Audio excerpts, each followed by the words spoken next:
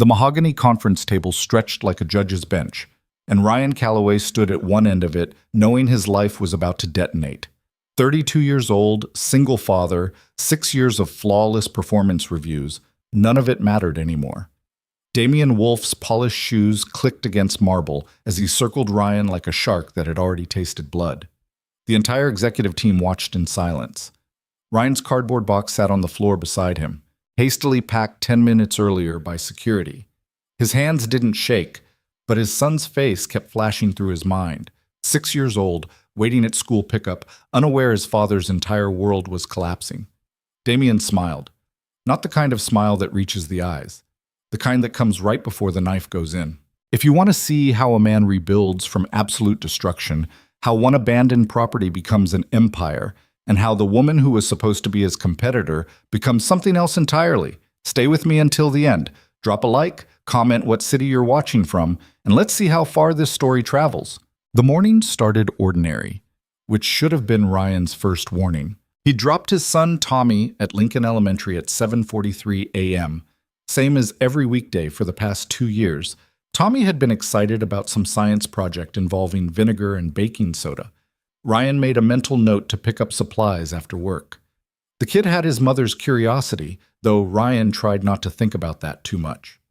She'd left when Tommy was 18 months old, and Ryan had learned to be both parents, learned to braid hair from YouTube videos and cook mac and cheese 6 different ways so his son wouldn't get bored. The office building looked the same as always, glass and steel reflecting the gray Chicago sky. Ryan badged in at 8:17 a.m. His team was already at their desks. Logistics never slept. The transportation industry moved 24/7, and Ryan had built his reputation on being the guy who could optimize routes nobody else understood, who could see inefficiencies in freight patterns that veteran executives missed. Morning, boss. That was Marcus, his junior analyst, coffee already half gone. Did you see the quarterly projections? Ryan hadn't. He'd been up until midnight helping Tommy with reading homework, then fell asleep reviewing contract proposals on his couch. Single parenting meant sleep was a luxury he couldn't always afford. Send them over, Ryan said, hanging his jacket on the chair. Anything urgent? Wolf wants you in the executive conference room at 9. Ryan's stomach did something uncomfortable. Damian Wolf was the VP of Strategic Operations, the kind of executive who wore suits that cost more than Ryan's monthly rent.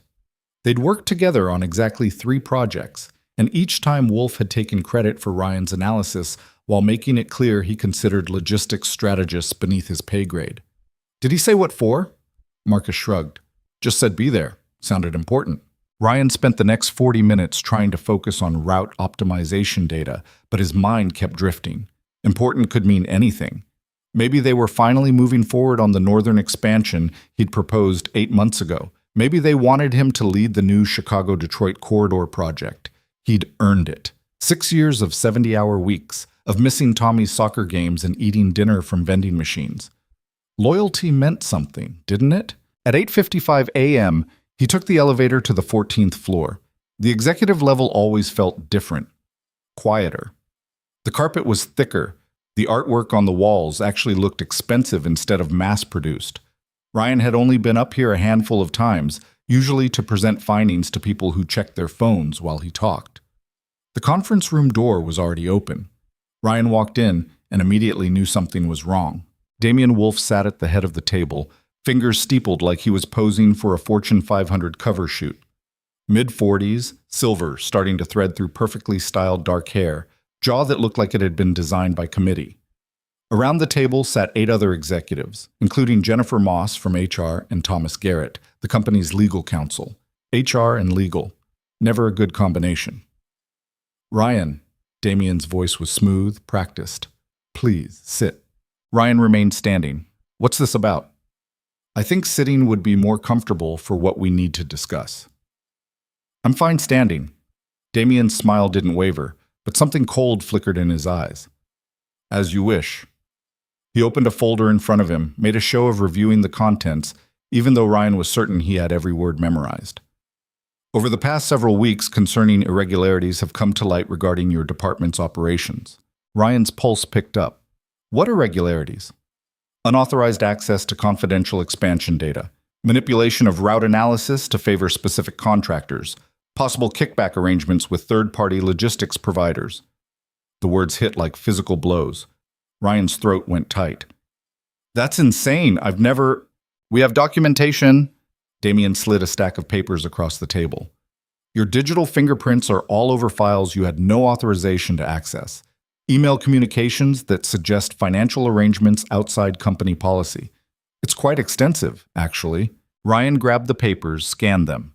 His login credentials? Yes. Access timestamps that showed him in systems he'd never touched, reviewing files he'd never seen. Emails from his account to contractors he'd never contacted, discussing payment structures that made his skin crawl. This is fabricated, Ryan said, and his voice came out rougher than he intended. Someone used my credentials. I didn't do any of this. Jennifer from HR spoke up, her tone apologetic but firm. Mr. Calloway, we've conducted a thorough investigation. The evidence is substantial. We understand you may want to contest these findings, and that's your right. But, contest? Ryan's hands crumpled the papers. I'm telling you this is manufactured. Check the IP addresses, the actual computer terminals. I was never at these locations at these times. Half of these timestamps show me accessing files at 3 a.m. You can verify my badge records. I wasn't even in the building. Badge records can be circumvented, Damien interrupted smoothly. VPN access is part of your role. You could be anywhere.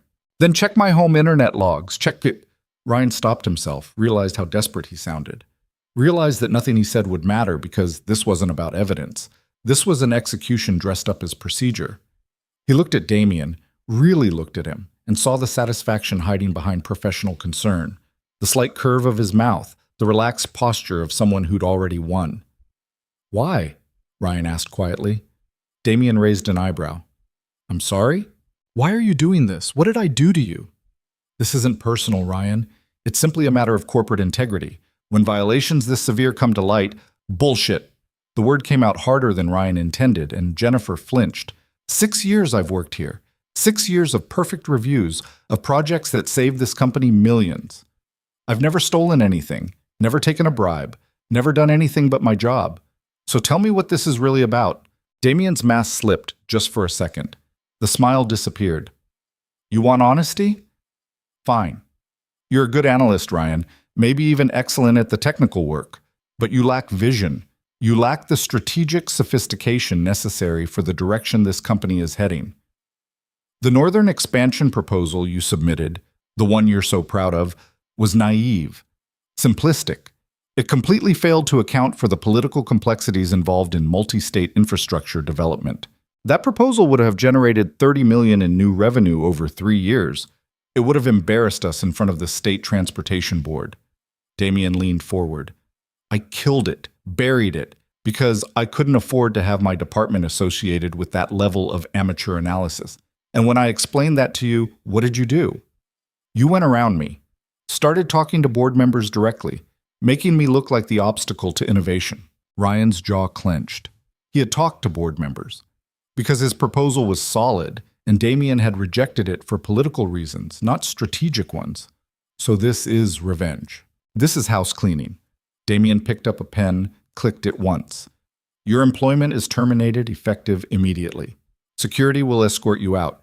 You'll receive 2 weeks severance, which is more generous than the circumstances warrant. And Ryan? His voice dropped. I want to be very clear about something.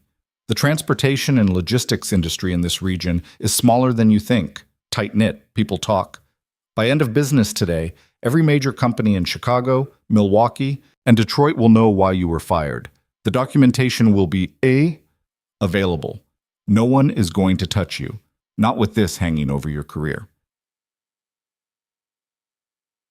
The room felt like it was tilting. Ryan gripped the edge of the table. You're blacklisting me. I'm protecting the industry from someone who's demonstrated serious ethical violations. What companies choose to do with that information is their business. Ryan looked around the table. Jennifer wouldn't meet his eyes. Thomas the lawyer was stone-faced, probably already thinking about how to handle potential litigation. The other executives looked uncomfortable but silent. Nobody was going to help him. Nobody was going to question this. He thought of Tommy, waiting at school. Thought of rent due in 2 weeks. thought of the job applications he'd have to send out, only to have every HR department in the region see his name and immediately delete them. "I have a 6-year-old son," Ryan said, and hated how defeated he sounded. Damien's expression didn't change. "Then I suggest you figure out your next steps quickly. Security is waiting outside to collect your badge and escort you to your desk for personal items. You have 15 minutes. Ushag." The walk back to his desk felt endless. 2 security guards flanked him like he was a criminal, though they had the decency to keep a few feet back. The entire floor went quiet as he passed. Marcus stood up, started to say something, but Ryan shook his head. Not now. Couldn't break down now. He grabbed his framed photo of Tommy, first day of kindergarten, gap-toothed smile. His coffee mug that said, "World's okayest dad, a Father's Day gift." A small, succulent plant that had somehow survived his neglect. Everything that mattered fit in a cardboard box that once held printer paper. His work laptop, phone, badge, all surrendered to security. 6 years of projects, contacts, analysis, gone.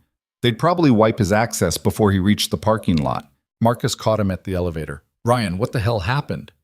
"Wolf happened." Ryan's voice came out flat.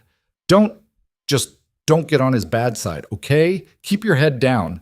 This is insane. You're the best strategist we have. Had. Past tense." The elevator dinged. "Take care of the team, Marcus." The doors closed on Marcus's shocked face. Ryan drove home in a daze.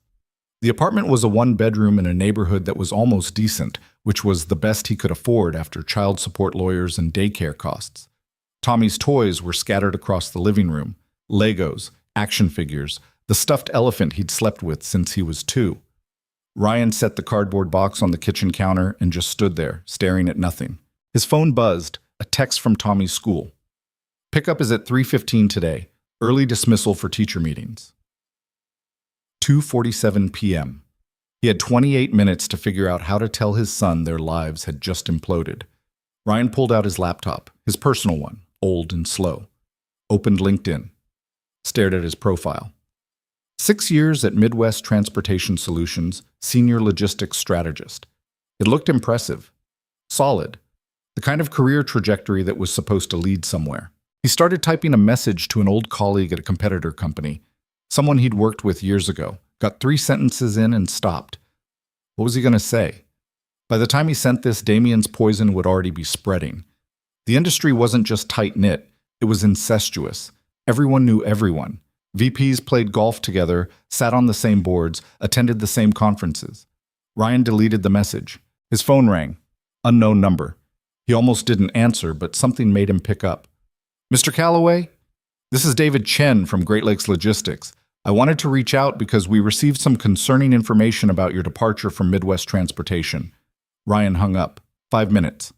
5 minutes, and the calls were already starting. He tried 2 more contacts over the next hour. Both conversations went the same way. Initial friendliness that curdled the moment they realized why he was calling. "We'd love to help, but given the circumstances, you understand our position. Maybe in a few years when this blows over." Nobody wanted to touch him. At 3:15, Ryan picked up Tommy from school. His son bounded into the car, backpack bouncing, completely oblivious to the crater in their lives. "Dad, Mr. Peterson said our volcano experiment was the best in the class. Can we do another one at home? Maybe a bigger one?" Ryan forced a smile. "Maybe this weekend, bud." "Is something wrong? You look sad." Kids were too perceptive. "Just tired. Long day at work." "You're always tired." Tommy clicked his seatbelt. "When I grow up, I'm going to have a job that doesn't make me tired all the time." That's a good plan. That night, after Tommy was asleep, Ryan sat at his kitchen table and did the math. 2-week severance would cover rent and food for about 6 weeks if he was extremely careful. After that, nothing. No job prospects, no unemployment insurance because he'd been fired for cause, no safety net. He could move. Leave Chicago entirely. Try to start over somewhere his reputation hadn't preceded him. But that meant pulling Tommy out of school, away from the only home he remembered. Meant admitting total defeat. Ryan opened his banking app. $4,847.23 in checking. $11,200 in savings. Money he'd been putting away for Tommy's college fund, adding $50 here, $100 there, whenever possible.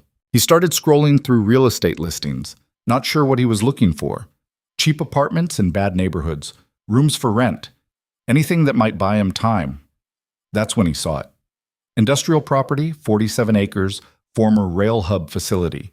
Asking price, $180,000. Ryan almost scrolled past. Industrial property he wasn't looking for, but something made him click. The photos were brutal. Crumbling concrete loading docks, rusted rail lines disappearing into overgrown weeds, buildings that looked like they'd been abandoned for a decade, which according to the listing, they had been. The description was half-hearted. Fixer-upper opportunity, zoned for commercial/industrial use, property sold as is. $180,000. Ryan didn't have $180,000. He had barely $16,000 total. He was about to close the tab when he noticed the location. County Road 47, about 40 miles outside Chicago proper. Near absolutely nothing, just some dying small towns and abandoned manufacturing districts. Except, Ryan pulled up another window, started searching for public infrastructure records. Found the State Transportation Department's 10-year development plan. Traced his finger along the proposed routes. The new Northeastern Freight Corridor. Phase 1 scheduled to break ground in 18 months. Phase 2 would include a major interchange hub specifically designed to connect Chicago's rail network with the expanding Great Lakes shipping routes. And according to the preliminary maps, that hub would be built within 8 miles of this property. 8 miles. When the corridor went active, any logistics company servicing that region would need facilities within reasonable distance of the hub. Property values would skyrocket. This abandoned rail facility, currently worthless, would become prime real estate. Ryan sat back, heart pounding. This was insane. He was looking at buying industrial property with money he didn't have, based on a government infrastructure plan that might not get funded, that might get delayed, that might change routes entirely. He had a kid to feed and no job, and this was the definition of desperate stupidity. He looked at the photos again. Really looked. The bones of the facility were solid. He could see it even in the decay. Good road access, existing rail connections that could be restored, power grid infrastructure already in place. Someone had built this to last, had invested real money before whatever economic shift killed it. Ryan pulled out a notepad, started calculating. If he could get a loan using the property as collateral, but no bank would loan to someone who'd just been fired. If he could find investors, but who would invest with someone blacklisted? His pencil stopped moving. His savings. Tommy's college fund. It wasn't enough to buy the property outright, but it might be enough for a down payment if he could convince the seller to carry the note. Owner financing. It was a long shot, but desperate people sometimes made desperate deals. This was crazy. Absolutely insane. Risking his son's entire future on an abandoned property that might never be worth anything. But what was the alternative? Send out 1,000 job applications that would all get rejected? Work retail at minimum wage? Move back in with his father, who'd spent Ryan's entire childhood telling him he'd never amount to anything? Ryan stared at the listing until the numbers blurred. Then he picked up his phone and called the real estate agent. The agent's name was Phil Barker, and he sounded surprised to hear from anyone. The old Morrison Rail Hub? Yeah, it's still available. Been on the market for about 3 years now. You interested in industrial development? Something like that, Ryan said. What's the situation with the seller? Estate sale. Original owner died, family just wants it gone. They've dropped the price twice already. Honestly, they'd probably take any reasonable offer at this point. What about owner financing? Phil was quiet for a moment. That's unusual, but I could ask, what kind of terms are you thinking? Ryan did quick math. $30,000 down, 15-year note at 6% interest. Monthly payments around $1,200. That's aggressive. The estate might want more down. It's what I have. Ryan kept his voice steady. Property's been sitting for 3 years. Every month they don't sell is another month of property taxes and liability. Tell them I'm serious, I can close fast, and $1,200 a month guaranteed is better than letting it rot. Phil sounded skeptical, but agreed to present the offer. Ryan hung up and immediately felt sick. He'd just committed to gambling his son's entire future on a property he'd only seen in photos. If the freight corridor fell through, if the development timeline changed, if any one of 1,000 variables went wrong, he'd have nothing. Worse than nothing, he'd have debt and a worthless property. Tommy called from his bedroom. "Dad, can you check for monsters?" Ryan walked to his son's room, looked under the bed and in the closet like he did every night. "All clear, bud." "Thanks," Tommy yawned. "Love you, Dad." "Love you too, kiddo." Ryan stood in the doorway after Tommy fell asleep, watching his son's chest rise and fall. 6 years old, completely dependent on a father who just lost everything and was about to risk what little remained. He thought about calling the agent back, canceling the offer, being reasonable, sensible, safe. Instead, he went back to the kitchen and started researching commercial electrical systems and industrial property renovation. If he was going to do this, he was going to do it right. Phil called back 3 days later. "I don't know what kind of magic you worked, but the estate accepted. They want to close within 30 days. Ryan's hand tightened on the phone. "They said yes?" "They're desperate. Property's been costing them money for years. Your offer was actually higher than what they expected at this point." Phil paused. "You're sure about this? That facility needs a lot of work. A lot of work." "I'm sure." The closing was scheduled for April 15th. Ryan spent the intervening weeks in a strange, liminal space. No job, no prospects, just waiting for this one massive gamble to either save him or destroy him completely. He told Tommy they were going on an adventure, drove out to the property on a Saturday, packed sandwiches and water bottles like it was a fun field trip instead of Ryan's entire future crystallizing into 47 acres of decay. The reality was worse than the photos. Rusted gates hung at angles. The main loading dock building had holes in the roof. Graffiti covered most surfaces. The rail lines were so overgrown with weeds they were barely visible. Tommy ran around exploring while Ryan stood in the middle of it, wondering if he'd made the biggest mistake of his life. "This place is cool!" Tommy yelled from inside one of the warehouses. "It's like a fort!" Ryan walked through the main building, his footsteps echoing. Broken windows, water damage, electrical systems that probably hadn't been touched since the 90s. The scale of work needed was overwhelming. But the bones. The bones were good. He could see it, if he squinted. Could see trucks pulling through those gates, the loading docks active again, the warehouses full. Could see the freight corridor opening, logistics companies desperate for facilities in this region, and this property right in the middle of it all. Could see or was hallucinating from stress. Hard to tell the difference. The closing was strange and anticlimactic. Ryan sat in a title company office, signed his name approximately 600 times, and handed over a cashier's check for $30,000, nearly everything he had. In return, he got a deed to 47 acres of rust and weeds and broken dreams. Walking out of that office, Ryan felt like he'd either just saved his life or ended it. No middle ground. That night, Tommy asked, "Are we poor now?" Ryan looked up from the ramen he was cooking. Third night in a row. "What makes you ask that?" "We used to have chicken sometimes, and you keep looking worried." 6 years old and already keeping track. Ryan crouched down to eye level. "Things are tight right now, yeah. I'm working on making them better." "Is that why we bought the broken train place?" "That's exactly why." Tommy thought about this seriously. "Okay, I can help fix it. I'm good at building." "I know you are, bud." Ryan started working on the property the next week. Not because he had a plan. He didn't, not really. Just because sitting still would drive him insane. He borrowed tools from the hardware store's rental section, bought the cheapest materials he could find, and started with the electrical system because nothing else mattered if there was no power. The first time he successfully restored electricity to the main building, standing in the dark at 11 p.m. when the lights suddenly flickered on, Ryan sat down on the concrete floor and almost cried. Progress was brutal. Ryan worked from dawn until Tommy's school pickup, then again after bedtime. His hands developed calluses on top of calluses. He lost 15 pounds he couldn't afford to lose.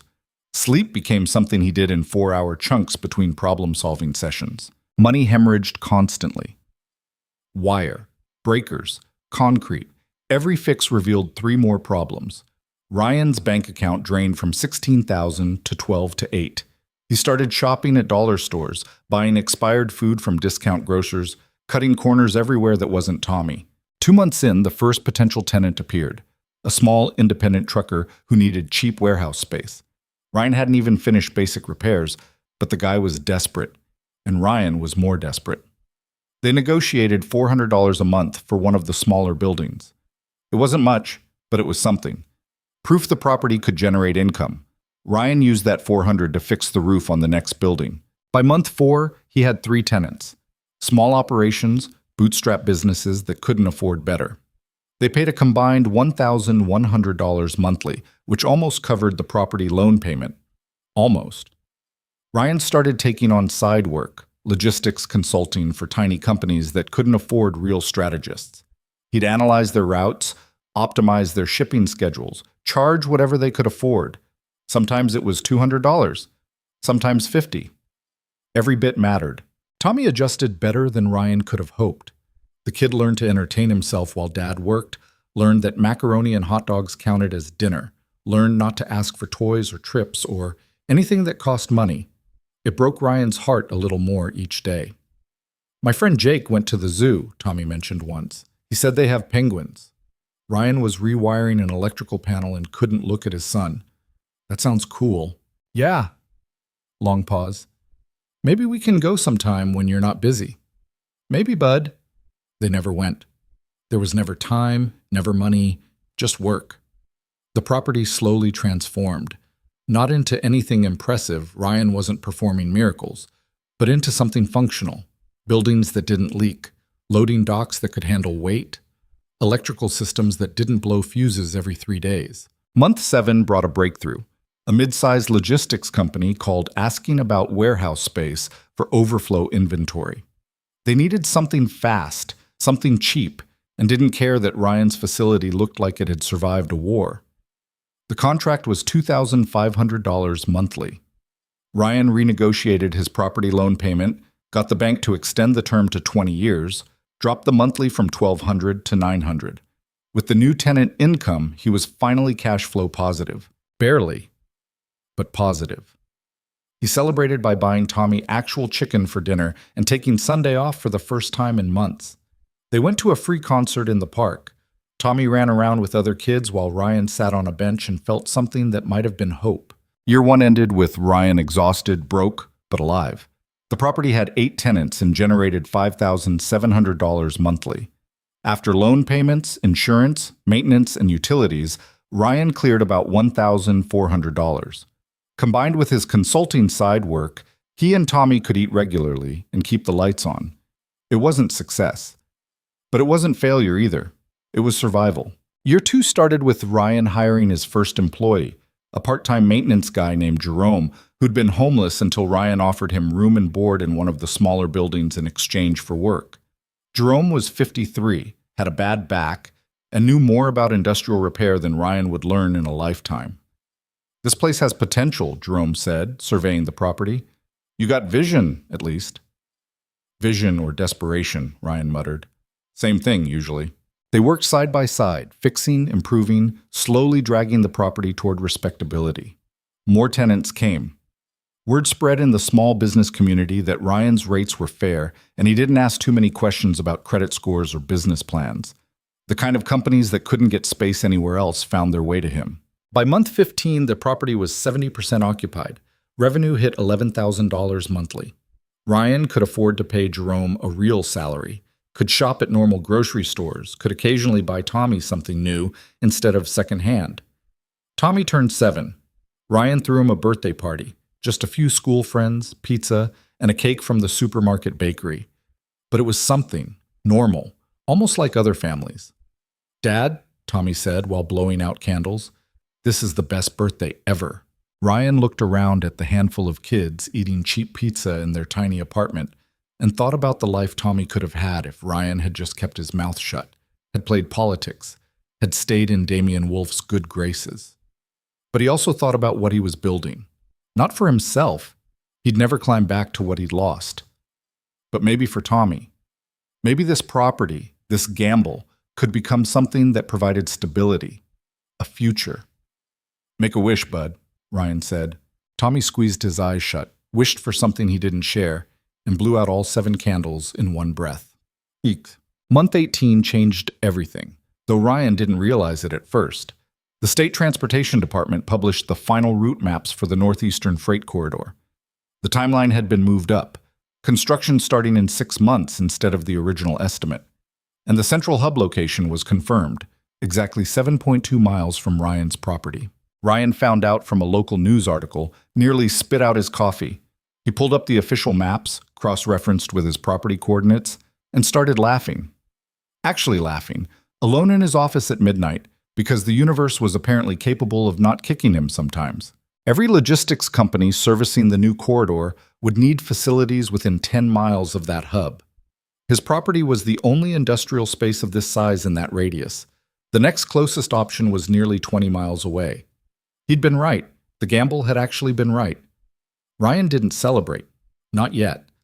Government projects had a way of getting delayed, defunded, or rerouted. He'd believe it when he saw actual construction. But he did start preparing. Finished renovating the last 3 buildings, upgraded the electrical capacity, repaved the main access road. Not with money he didn't have. He was still terrified of debt. But with every spare dollar the property generated, Jerome noticed. You think something's coming? Maybe. Smart money's on you being smart. Jerome wiped grease off his hands. Whatever happens, you built something here. That counts. Ryan looked around the property. It was still rough, still obviously a renovation job, but it was functional. Solid. The kind of place that could handle serious logistics operations, if needed. Month 21. Ground broke on the freight corridor. Heavy equipment appeared on the horizon. Construction crews, surveying teams, the whole apparatus of major infrastructure development. Ryan's phone started ringing. Not angry calls this time. Interested calls. Companies asking about availability, about capacity, about rates. Ryan played it cool, didn't oversell, quoted fair prices. Let the property speak for itself. The first major contract came from a regional shipping company that needed warehouse space for automotive parts distribution. They toured the facility, examined Jerome's repair work, kicked the tires metaphorically and literally. This'll work, their operations manager said. When can we move in?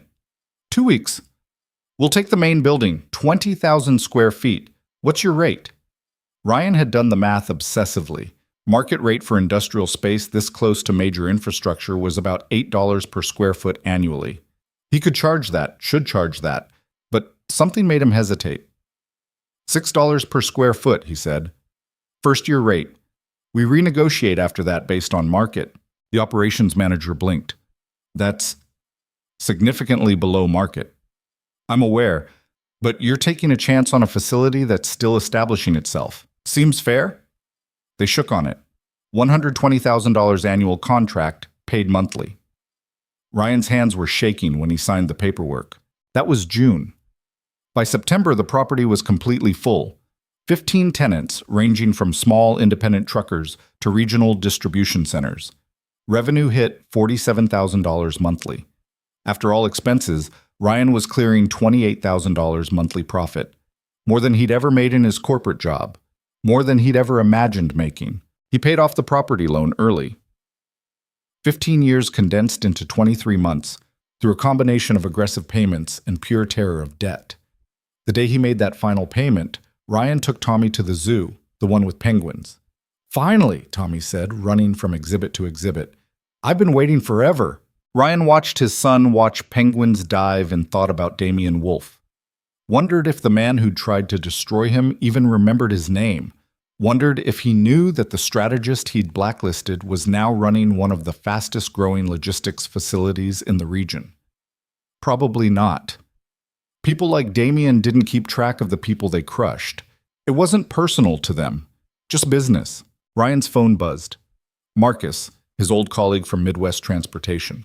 They'd stayed in loose contact, occasional texts, nothing deep. Hey man, did you see the industry news? Wolf's division is expanding into the Northeastern Corridor. They're looking for facility partners. Thought you'd want a heads up. Ryan stared at the message. Damien Wolf, expanding into his region, looking for facilities. He could ignore it, had every reason to ignore it. The property was full, profitable, successful, without any involvement from the company that had destroyed him. But something darker whispered. Damien had promised Ryan would never work in the industry again, had weaponized his entire network to make sure of it, and now he needed facilities Ryan controlled. Ryan texted back, "Thanks for the heads up, appreciate it." Then he opened his laptop and started researching exactly what Damien's expansion plans looked like. Not because he wanted revenge, at least he didn't think that's what this was, but because knowing your enemies was just good business. And somewhere deep down, in a part of himself Ryan didn't like to examine too closely, he wanted Damien to see what the man he'd tried to destroy had built from nothing. Wanted him to see it and know he'd been wrong. The research on Damien Wolf's expansion plans took Ryan 3 nights of digging through public filings, industry publications, and supplier networks. What he found made his stomach twist in ways he couldn't quite name. Midwest Transportation Solutions wasn't just expanding into the northeastern corridor, they were betting the company on it. Damien had convinced the board to invest $87 million in a logistics network that would service the new freight hub. New trucks, new technology systems, new contracts with major manufacturers. It was aggressive, ambitious, and completely dependent on securing the right facility partnerships. The problem for Damien was simple. There weren't many options. The corridor was still developing, and most industrial property in the region was either residential conversions that couldn't handle heavy freight or agricultural land that would take years to develop. Ryan's facility was one of maybe 3 viable options within reasonable distance of the hub, and it was the best option by a significant margin. Ryan sat back from his laptop, processing this. 2 years ago, Damien had destroyed his career and promised he'd never work in the industry again. Now Damien needed him, needed his property, his infrastructure, his strategically positioned 47 acres that had seemed worthless to everyone except Ryan. The irony tasted like copper. Tommy wandered into the kitchen, dragging his stuffed elephant. "Dad, you're doing that thinking face again." "What thinking face?" "The one where your forehead gets all wrinkly and you forget to blink." Tommy climbed onto the chair next to him. "Are you worried about something?" Ryan closed the laptop. "Just work stuff, bud. Nothing for you to stress about." "Is it about the train place?" "The logistics facility, yeah." Tommy nodded seriously.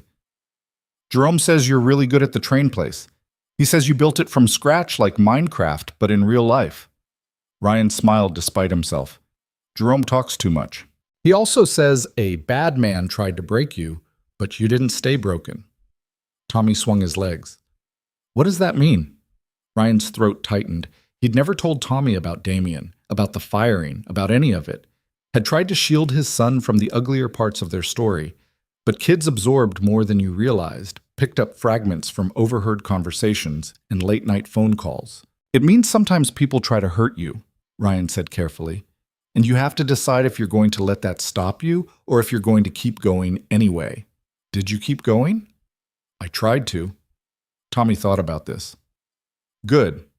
Because I like the train place, and Jerome, and our apartment." He paused. "Even if we can't afford a dog yet." "We'll get there, kiddo." After Tommy went to bed, Ryan pulled up his contact list and stared at a name he hadn't touched in 2 years. Susan Park, his former colleague from the Industry Association Board. She'd been one of the few people who'd taken his calls after the firing, who'd said she didn't believe Damien's accusations but couldn't risk her own career by publicly supporting him. He typed out a message. "Hey Susan, long time. Question about the Northeastern Corridor expansion. Hearing Midwest is looking for facility partners. Any truth to that?" Her response came back in less than 5 minutes. "Ryan, holy shit, I heard you bought that old Morrison property. How's that going? And yes, Damien's been making calls all month. Why, you interested?" Ryan typed, deleted, typed again. "Just keeping tabs on the market. Property's doing well. We're at capacity." "That's amazing. Seriously, after everything that happened." She trailed off, then added, "Look, between us, Damien's desperate. His expansion timeline got moved up and he's scrambling. The facility partnerships were supposed to be locked by now, but his first 2 choices fell through. He's running out of options." Ryan felt something cold and satisfied settle in his chest. "Interesting. If he calls you, make him sweat. You've earned it." But Damien didn't call. Not the next day or the day after. Ryan kept waiting for his phone to ring, for some stilted professional outreach from the man who destroyed him. It never came. Instead, 2 weeks later, a different call arrived. "Mr. Calloway, This is Victoria Hale. I'm the CEO of Northern Logistics Development. I'd like to schedule a time to visit your facility if you're open to it. Ryan pulled his truck over to the side of the road. I'm sorry, who? Victoria Hale. I'm heading up a transportation infrastructure project for the Northeastern Corridor. Your property came up in our research and I'd like to see it in person. Would tomorrow work? Her voice was professional, efficient, no wasted words. Ryan's mind raced. Northern Logistics Development, he'd heard the name. They were the primary contractor coordinating facility partnerships for the corridor expansion, which meant they were the ones Damien would have to go through. Tomorrow's fine, Ryan said. Morning or afternoon? Morning. 8 a.m. too early? That's perfect. Ryan spent the rest of the day in a controlled panic. He had Jerome do a final walkthrough of every building, checking for anything that might look unprofessional or poorly maintained. He reviewed the facility's operational data, made sure his numbers were clean, rehearsed talking points that didn't sound desperate or overselling. You're nervous, Jerome observed, watching Ryan straighten equipment that didn't need straightening. Big meeting tomorrow. Bigger than the automotive parts people? Maybe. Ryan wiped dust off a loading dock railing. Company that's coordinating the whole corridor expansion. If they like what they see, we could be looking at major contracts. Jerome whistled low. That's serious money. Or serious disappointment, haven't decided which yet. That night, Ryan barely slept. He kept running scenarios, imagining everything that could go wrong. What if the facility wasn't impressive enough? What if his rates were too high or too low and made him look desperate? What if this Victoria Hale took one look at his operation and saw what everyone else saw 2 years ago? A man scrambling to survive, not a serious logistics professional? At 7:45 a.m., Ryan stood in the facility's main office, a renovated section of the largest warehouse that he'd converted into something that almost looked corporate. Jerome had made coffee, which was either going to be terrible or drinkable. No middle ground with Jerome's coffee. A sleek black SUV pulled through the gates at exactly 8 a.m. Victoria Hale stepped out wearing a charcoal suit that probably cost more than Ryan's monthly revenue 2 years ago, but she moved like someone who'd spent time in warehouses, not just boardrooms. Mid-30s, dark hair pulled back, the kind of presence that made you stand up straighter without realizing it. Mr. Calloway? She offered her hand. Her grip was firm, professional. Thanks for making time on short notice. Call me Ryan, and it's no problem. He gestured to the office. Want coffee before we tour? Please. They sat across from each other at Ryan's desk, a beaten-up metal thing he'd salvaged from one of the abandoned buildings. Victoria accepted the coffee Jerome poured, took a sip, and didn't flinch, which meant she'd either had worse or was exceptionally polite. So, she said, setting down the cup, I've reviewed your property records. You acquired this facility 23 months ago, is that correct? 24 as of last week. And you've gone from 0 occupancy to full capacity in that time. Yes, ma'am. She pulled out a tablet, scrolled through something. Your tenant mix is interesting. A lot of small operations, independent contractors, not the typical commercial real estate strategy. Ryan kept his voice even. I wasn't trying to follow a typical strategy. I was trying to build something that worked. Fair enough. She looked up, met his eyes directly. I'm going to be honest with you, Ryan. Your facility is one of 3 we're seriously considering for primary partnership in this region. The other 2 are larger, more established operations with corporate backing. But your location is superior, and your operational efficiency numbers are impressive for a facility this new. So I'd like to see what you've actually built here. Not the paperwork, the reality. Ryan stood. Then let's go look. They started with the main warehouse, the 20,000 square foot building currently leased to the automotive parts distributor. Victoria walked through systematically, checking loading dock configurations, examining electrical systems, asking questions that made it clear she actually understood logistics operations. You did this renovation yourself? She asked, running her hand along a support beam Ryan had reinforced. Most of it. Hired help for specialized work, but yeah, mostly me and my maintenance guy. Jerome? Ryan blinked. How did you? I do my research. She moved to examine the warehouse management system Ryan had cobbled together from open-source software and determination. This is custom? Couldn't afford commercial systems, so I built something that worked for our needs. Victoria tapped through the interface, tested a few functions. This is actually better than some commercial options I've seen. More intuitive. They moved through the other buildings, Victoria taking notes, occasionally photographing details. She asked about everything: maintenance schedules, tenant satisfaction, power grid capacity, future expansion possibilities. Ryan answered honestly, didn't try to oversell, let the facility speak for itself. After 2 hours, they ended up back at the main office. Victoria sat down, reviewed her notes, and was quiet for long enough that Ryan's nerves started crawling up his spine. "Okay," she finally said. "I need to understand something. Your background is in logistics strategy, not property management or construction. You had no experience running a facility like this. Yet somehow, you've built one of the most efficient mid-size operations I've toured. How?" Ryan considered several diplomatic answers, then went with the truth. "Because I didn't have a choice.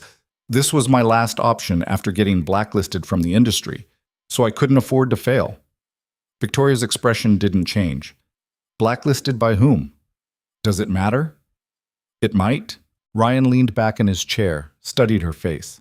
She wasn't asking out of curiosity. This was an assessment, a test of whether he'd be honest or dodge. "Damian Wolf, VP at Midwest Transportation Solutions. We had a professional disagreement. He made sure I couldn't work anywhere in the region." "What kind of disagreement?" "The kind where I challenged his strategy and he manufactured evidence to get me fired." Ryan's voice stayed flat. "I'm assuming you'll verify that. Find the official records showing I was terminated for ethics violations. Those records are fabricated, but I can't prove it, so they might as well be real." Victoria was quiet for a moment. "I've met Damian Wolf, worked with him on 2 projects before this one." Ryan's heart sank. "Then you know what kind of person he is." "I know he's brilliant at logistics strategy and terrible at managing people who disagree with him." She closed her tablet. "I also know Midwest Transportation is struggling to find facility partners because Damian burned bridges with his first 2 choices by changing terms after initial agreements. So yes, I'm aware of his patterns." "Does that affect your evaluation of my facility?" "Your facility stands on its own merits, Ryan. Your history with Damian is context, not content." She paused. "But I'm curious about one thing. If I recommend your property as our primary partner for this region, you'll be working directly with Midwest Transportation. With Damian. Can you handle that professionally?" Ryan thought about it. Really thought about it. The honest answer was he didn't know. 2 years ago, the question would have been whether he could handle it without punching Damian in the face. Now, the anger had cooled into something harder and more complicated. "I can be professional," Ryan said. "Whether Damian can is his problem, not mine." Victoria almost smiled. "That's a fair answer." She stood, offered her hand again. "I'll be in touch within the week. This isn't a final decision, but I want you to know you're a serious contender. You've built something real here." After she left, Jerome appeared from wherever he'd been making himself scarce. "How'd it go?" "I have no idea." Ryan slumped in his chair. "Either really well, or I just tanked it by admitting I got fired for ethics violations." "You told her the truth?" "Yeah." Jerome nodded approvingly. "Good. Woman like that, she'd find out anyway. Better she hears it from you." The week crawled by. Ryan tried to focus on normal operations, on tenant issues and maintenance schedules and paying bills. Tried not to check his phone every 5 minutes or imagine scenarios where Victoria called to say they'd gone with another facility. Tommy noticed his distraction. "Dad, you're being weird again." "How am I being weird?" "You made spaghetti 3 nights in a row and you keep staring at your phone like it's going to explode." "The spaghetti thing was just efficient meal planning." "Uh-huh." Tommy didn't sound convinced. "Are we in trouble?" "No, bud. Just waiting to hear about a work thing." "Is it a good work thing or a bad work thing?" "Don't know yet. Could be really good." Tommy seemed satisfied with this answer and went back to his homework. Ryan tried to follow his son's example and focus on the present instead of spinning out about futures that might never happen. 5 days after Victoria's visit, Ryan's phone rang at 6:47 a.m. He was making Tommy's lunch, almost dropped the sandwich. "Ryan Calloway." "Ryan, it's Victoria Hale. Do you have a few minutes?" His pulse spiked. "Yeah, I have time." "Good. I've completed my evaluation and presented my recommendations to the development board. Your facility ranked highest in operational efficiency, location advantage, and cost effectiveness. We'd like to move forward with you as our primary facility partner for the northeastern sector. Ryan's knees went weak. He sat down hard on a kitchen chair. You're serious? Completely. This would be a 5-year contract with options to extend. Base rate of $380,000 annually, with performance bonuses that could increase that by up to 30%. You'd be providing warehousing, cross-dock services, and freight consolidation for the corridor's primary distribution network. The numbers hit him like physical force. $380,000 base. That was more than his entire property revenue combined. And it was just one contract. What's the timeline? Ryan managed to ask. We'd need to finalize terms within 2 weeks. Begin operations within 60 days. That's aggressive, I know, but the corridor construction is ahead of schedule and we need facilities operational when the hub opens. I can meet that timeline. I thought you might say that. He could hear the smile in Victoria's voice. I'm sending over the preliminary contract documents today. Review them, consult whatever legal or business advisors you need, and let's schedule a follow-up for early next week. Any immediate questions? Ryan's mind was racing too fast to form coherent questions. The other facility partners, am I working with them or independently? Independently, but there will be coordination meetings. You'll be interfacing with the main logistics companies servicing the corridor, including Midwest Transportation. There it was, the complication he'd been waiting for. That won't be a problem, Ryan said, and hoped it was true. After hanging up, he sat in his kitchen while Tommy ate cereal and watched cartoons, trying to process what had just happened. 2 years ago, he'd been unemployable, blacklisted, gambling his last dollars on a property everyone else thought was worthless. Now he was holding a contract offer worth more money than he'd ever imagined making. Dad? Tommy was looking at him. Why are you crying? Ryan touched his face, surprised to find it wet. I'm not crying, bud. Just something in my eye. Both eyes. Really persistent something. Tommy came over, hugged him without asking why. 7 years old and already learning to just be there when someone needed it. Ryan held on to his son and thought about all the nights he'd wondered if they'd be okay. If taking this risk had been worth it. If he was failing as a father by dragging Tommy through 2 years of poverty and uncertainty. Maybe it had been worth it after all. The contract documents arrived that afternoon, 57 pages of legal terminology that made Ryan's head hurt. He spent $800. He didn't really have to hire a lawyer who specialized in commercial real estate to review everything. The lawyer was a woman in her 60s named Patricia Chen, who'd handled property deals for 40 years and didn't mince words. This is a strong contract, she said after 2 days of review. Very fair terms, actually. Northern Logistics has a good reputation for honoring agreements. My only concern is the performance bonus structure. It's dependent on metrics that might be outside your direct control. Like what? Transit times, damage rates, coordination efficiency with other facilities. You can do everything right and still lose bonuses if other parts of the network fail. Ryan nodded. Can we negotiate that? We can try, but honestly, Ryan, this is a good offer. If I were you, I'd push for clearer definitions on the performance metrics. Make sure you're only being evaluated on factors you control. But I wouldn't risk the whole deal trying to change the fundamental structure. They spent another day drafting proposed modifications. Nothing dramatic, just clarifications and protections.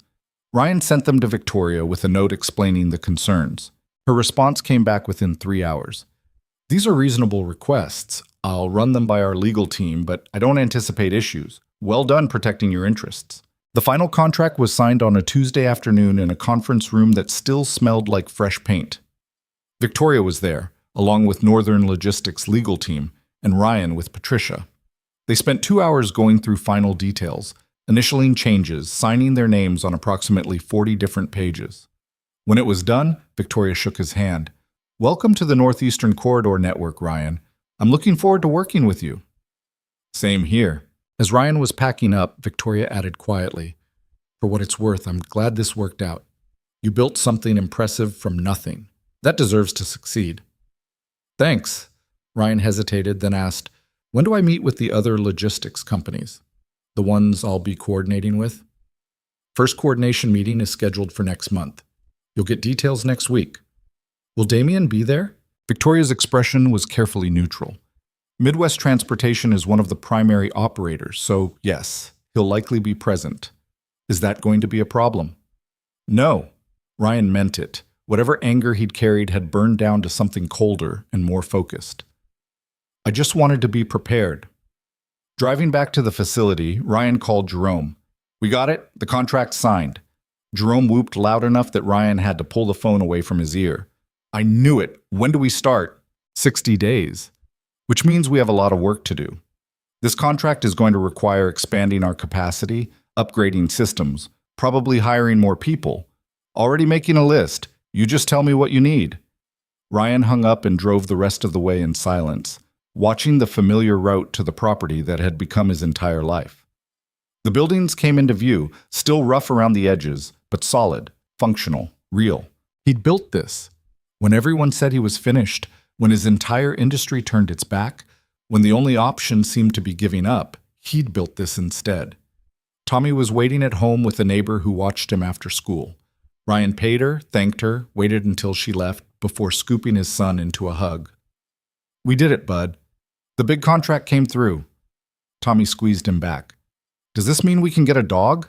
Ryan laughed, actual genuine laughter that felt like releasing pressure he'd been holding for 2 years. Yeah, kiddo, I think we can probably manage a dog now. Really? Tommy pulled back, eyes wide. You're not joking? Really? Tommy ran to his room, started making a list of dog names, completely absorbed in this new possibility. Ryan watched him go and thought about futures opening up, about doors that had been closed now swinging wide. His phone buzzed, a text from an unknown number. Heard about your contract with Northern Logistics. Impressive turnaround for someone who was supposed to be finished in this industry. We should talk. D.U. Damian Wolf. 2 years of silence and now reaching out because Ryan had something he needed. Ryan deleted the message without responding. Let him wait. Let him wonder. Let him feel a fraction of the uncertainty Ryan had lived with while rebuilding from nothing. The coordination meeting details arrived a week later. First Monday of next month, 9 a.m., at Northern Logistics headquarters downtown. All primary facility partners and logistics operators would be present to discuss network integration, timeline coordination, and operational protocols. Ryan marked it in his calendar and tried not to think too hard about sitting in a room with Damian Wolf after 2 years of silence. Tried not to imagine what he'd say, how he'd react, whether the anger would come flooding back the moment they made eye contact. He focused instead on preparing the facility, hired 3 new staff members to handle the increased volume, upgraded the warehouse management system with help from a software developer Tommy's school's PTA president recommended, expanded the loading dock capacity, and reinforced the electrical grid to handle heavier loads. Jerome worked beside him, both of them putting in 12-hour days to get everything ready. But this time it felt different. Not desperate, purposeful. Building towards something instead of running from failure. 2 weeks before the coordination meeting, Victoria called again. Ryan, quick heads up. Damian Wolf requested a preliminary site visit to your facility. It's not required, but it would be good form to accommodate the request since you'll be working together. Can you handle that? Ryan's jaw tightened. When does he want to come? He suggested this Friday. I can tell him you're booked if you'd prefer. Part of Ryan wanted exactly that. Wanted to make Damian wait. Wanted to inconvenience him the way Ryan had been inconvenienced by losing his career and reputation. But the smarter part, the part that had learned something from 2 years of fighting just to survive, recognized an opportunity. Friday works, Ryan said. 10 a.m. Perfect. I'll let him know. Ryan spent the next 3 days in a state of controlled tension. He told himself this was just another site visit, just another professional meeting. Told himself he could be civil, could be the bigger person, could prove that Damian's attempts to destroy him had ultimately failed. He mostly believed it. Friday morning arrived cold and bright. Ryan got to the facility early, did a final walkthrough, made sure everything looked professional and operational. Jerome picked up on his mood. You're about to see him, aren't you? The guy who fired you. How did you? You've been wound tight all week, and you cleaned the office. You never clean the office. Jerome leaned against a workbench. Want some advice? Not really, but you're going to give it anyway. Don't let him see he got to you. Whatever he says, whatever he does, act like it doesn't matter. That's the thing that'll eat at him most, knowing you moved on while he's still playing the same games. Ryan nodded. That's actually decent advice. I contain multitudes. At 9:58 a.m., a Mercedes sedan pulled through the gates. Ryan watched from the office window as Damien stepped out. Same expensive suit, same calculated movements. 2 years older but otherwise unchanged, like the kind of person who aged on a different timeline than normal people. Ryan met him outside, kept his expression neutral, professional, extended his hand because that's what civilized people did, even when they wanted to do other things entirely. Damien, thanks for making the trip. Damien's handshake was firm, competitive. Ryan, good to see you've landed on your feet. Let's take a look at the facility. They walked through the property, Damien asking questions that sounded professional but carried undertones Ryan recognized. Assessing, calculating, looking for weaknesses to exploit. Ryan answered everything straight, didn't oversell, let the quality of the work speak for itself. After an hour, they ended up back at the office. Damien accepted the coffee Jerome poured, took a sip, and set it down like he was preparing for a negotiation. This is solid work, Ryan. I'll be honest. When I heard you'd bought this property, I thought you were delusional. Figured you'd be bankrupt within a year. A lot of people thought that. But you proved them wrong. Damien's tone shifted, became something that might have passed for conciliatory in someone else. Look, I know our last interaction was unfortunate. Corporate politics, you know how it is. Nothing personal. Ryan felt something hot and sharp spike through his chest. Nothing personal. 2 years of struggling to feed his son, of rebuilding from absolute zero, of nights wondering if he'd made a catastrophic mistake that would ruin Tommy's entire childhood. And it had been nothing personal. Sure, Ryan said, because what else was there to say? Damien leaned forward slightly. The thing is, we're going to be working together now. Midwest Transportation is the primary operator for this corridor, and your facility is perfectly positioned to be our exclusive regional partner. I'm thinking we could structure something beyond the Northern Logistics contract, direct agreements that would be substantially more lucrative for both of us. There it was. The real reason for this visit. Damien needed him, needed his facility, and was trying to secure preferential access before the broader coordination meeting. I'm listening, Ryan said neutrally. Exclusive handling rights for Midwest freight, priority scheduling, enhanced rates.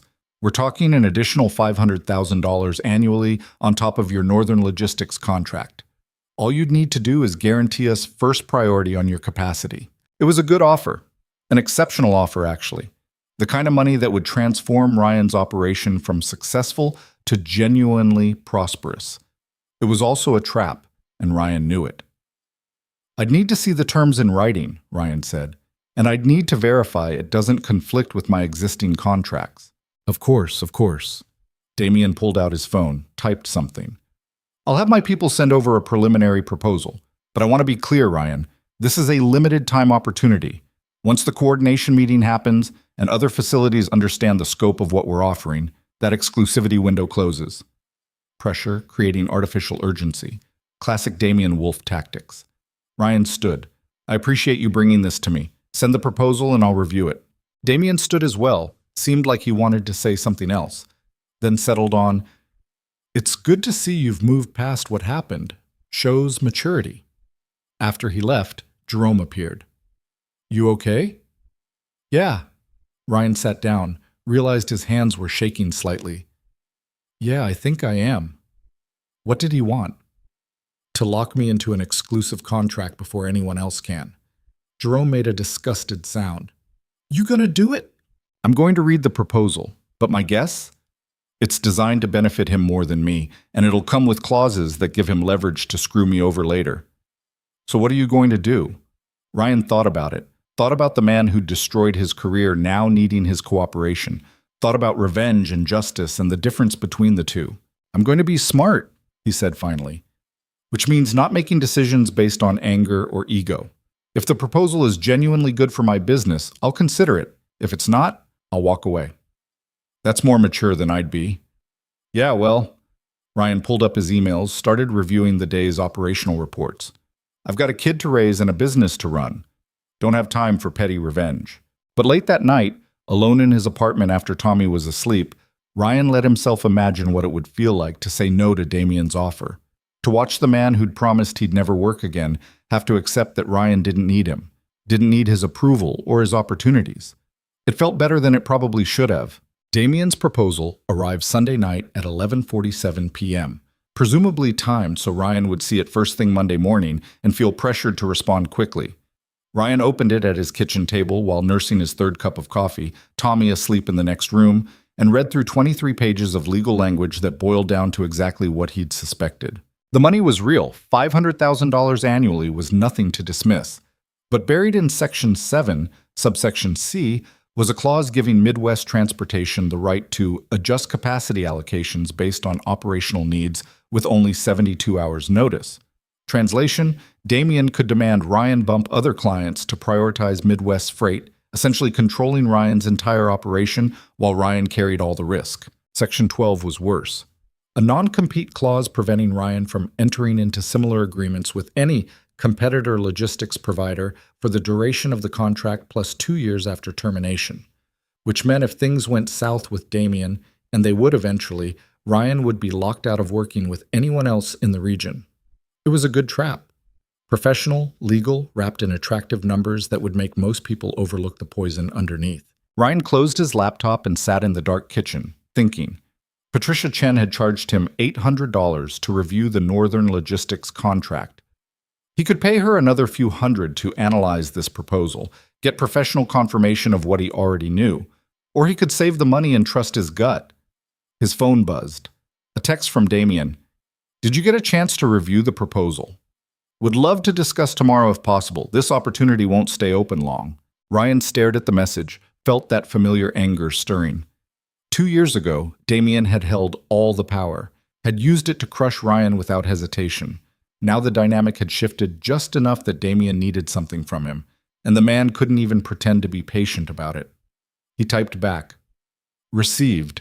Will review with my attorney and get back to you by end of week. The response came immediately. End of week might be too late. These terms are time sensitive. Ryan turned off his phone without answering. Monday morning brought the kind of cold rain that made the facility's gravel lot turn into a muddy mess. Ryan spent 2 hours helping Jerome redirect drainage before the first trucks arrived, both of them soaked and cursing the weather by the time they got the water flowing properly. Your fancy coordination meeting is today, right? Jerome asked, wringing out his shirt. Ryan had almost forgotten. Yeah, 2 hours. You gonna tell that wolf guy to shove his proposal? Probably not in those exact words. But you're gonna say no. Ryan grabbed a towel from the office, dried his face. I haven't decided yet. Yes, you have. You decided the second you read it. You're just being polite about the timing. Jerome was right, but Ryan didn't want to admit it. Saying no to $500,000 felt reckless, even when the strings attached would strangle him eventually. He changed into the spare clothes he kept at the office, khakis and a button-down that were presentable enough for a professional meeting, and drove downtown to Northern Logistics headquarters. The building was new construction, all glass and steel, and the kind of modern architecture that looked expensive because it was. Ryan felt out of place walking through the lobby in his off-the-rack clothes, carrying a worn leather portfolio Jerome had found at a thrift store. The coordination meeting was on the 14th floor. Ryan took the elevator up, walked into a conference room that seated 20 people around a table made from a single piece of reclaimed wood that probably cost more than Ryan's truck. Victoria was already there, talking with 2 other executives Ryan didn't recognize. She looked up when he entered, gave him a professional nod. Ryan, glad you could make it. Coffee and pastries are on the side table. Ryan poured himself coffee he didn't need and found a seat halfway down the table. Other people filtered in. Facility managers, operations directors, logistics coordinators. Everyone looked polished and competent and like they belonged in rooms like this. Damien arrived last, exactly on time, flanked by 2 younger executives who carried themselves like they'd learned everything from watching him. He scanned the room, made eye contact with Ryan for half a second, and took a seat at the opposite end of the table. Victoria called the meeting to order. Thank you all for coming. This is our first coordination meeting for the Northeastern Corridor expansion, and we have a lot of ground to cover. I want to start with introductions, then we'll move into operational timelines and integration protocols.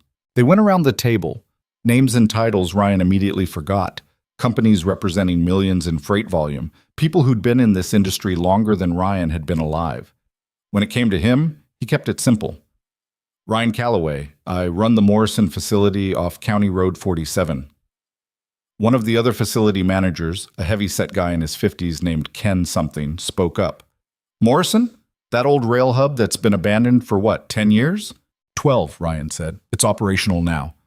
How much capacity are we talking? Currently 140,000 square feet across 6 buildings, expanding to 200,000 by end of quarter. Ken looked skeptical but didn't push it. Victoria moved the meeting forward, pulling up logistics maps on the screen at the front of the room. She walked through the corridor development timeline, key infrastructure milestones, projected freight volumes. Ryan took notes, asked a few questions when things weren't clear, and tried not to notice Damien watching him from across the table. The meeting covered technical details, docking protocols, freight classification systems, digital integration requirements, the kind of operational minutia that made Ryan's brain light up the way it used to in his corporate job. 2 hours in, Victoria opened the floor for facility partnership discussions. We have 3 primary facility partners for the northeastern sector. I'd like each to present their operational capabilities so we can coordinate effectively. The first presentation was from a corporate facility in Milwaukee. Massive operation, state-of-the-art, everything, impressive and impersonal. The second was from a private facility closer to the hub, smaller but well-established. Then it was Ryan's turn. He stood, pulled up the presentation he'd put together at midnight last night on his aging laptop. Nothing fancy, just operational data, capacity projections, location advantages. He kept his delivery straightforward, didn't try to oversell. The Morrison facility's primary advantage is location, Ryan said, highlighting the map. We're 7.2 miles from the central hub, which puts us inside the optimal radius for both rail and truck access. Current capacity is sufficient for Phase 1 operations, with expansion plans that'll support Phase 2 and 3 volume increases. Ken interrupted. What's your damage rate? 0.3% over the last 6 months? Someone whistled low. That was good. Better than industry standard. Ken nodded, slightly less skeptical. Ryan continued through the technical specs, answered questions about his warehouse management system and staffing plans. When he finished, Victoria thanked him and they moved into coordination logistics. That's when Damien finally spoke up. I have a concern about facility redundancy, he said, his tone measured and professional. We're putting significant freight volume through these partners. What happens if one facility goes offline? Do we have contingency protocols? Victoria nodded. That's a valid concern. Each facility will maintain backup capacity agreements with the others. If Morrison goes down, overflow gets distributed to Milwaukee and the central facility. Right. But the Morrison facility is new, unproven at scale. Damien looked directly at Ryan. No offense, but you've been operational for what, 2 years? This corridor is going to be moving $2 billion in freight annually. That's not the place to experiment with untested operations. The room went quiet. Ryan felt every eye shift to him, waiting to see how he'd respond to the challenge. He could have gotten defensive, could have pointed out that his operational efficiency was better than facilities that had been running for decades. Could have mentioned that Damien's own division had failed to secure their preferred partners because of Damien's negotiating style. Instead, Ryan met Damien's gaze and said calmly, "You're right. Scale is different from what I've handled before. That's why I've built in expansion capacity and redundancy systems specifically to handle volume spikes. But if Midwest Transportation has concerns about working with my facility, I'm sure we can route your freight through alternate partners." Damien's expression flickered, just for a second, but Ryan caught it. Surprise, maybe annoyance that Ryan hadn't taken the bait. "I didn't say we wouldn't work with you," Damien said. "I'm raising legitimate operational concerns that need to be addressed." Victoria jumped in. "And they're good concerns. Ryan, can you walk us through your contingency planning?" Ryan spent the next 10 minutes detailing backup systems, overflow protocols, staff redundancy.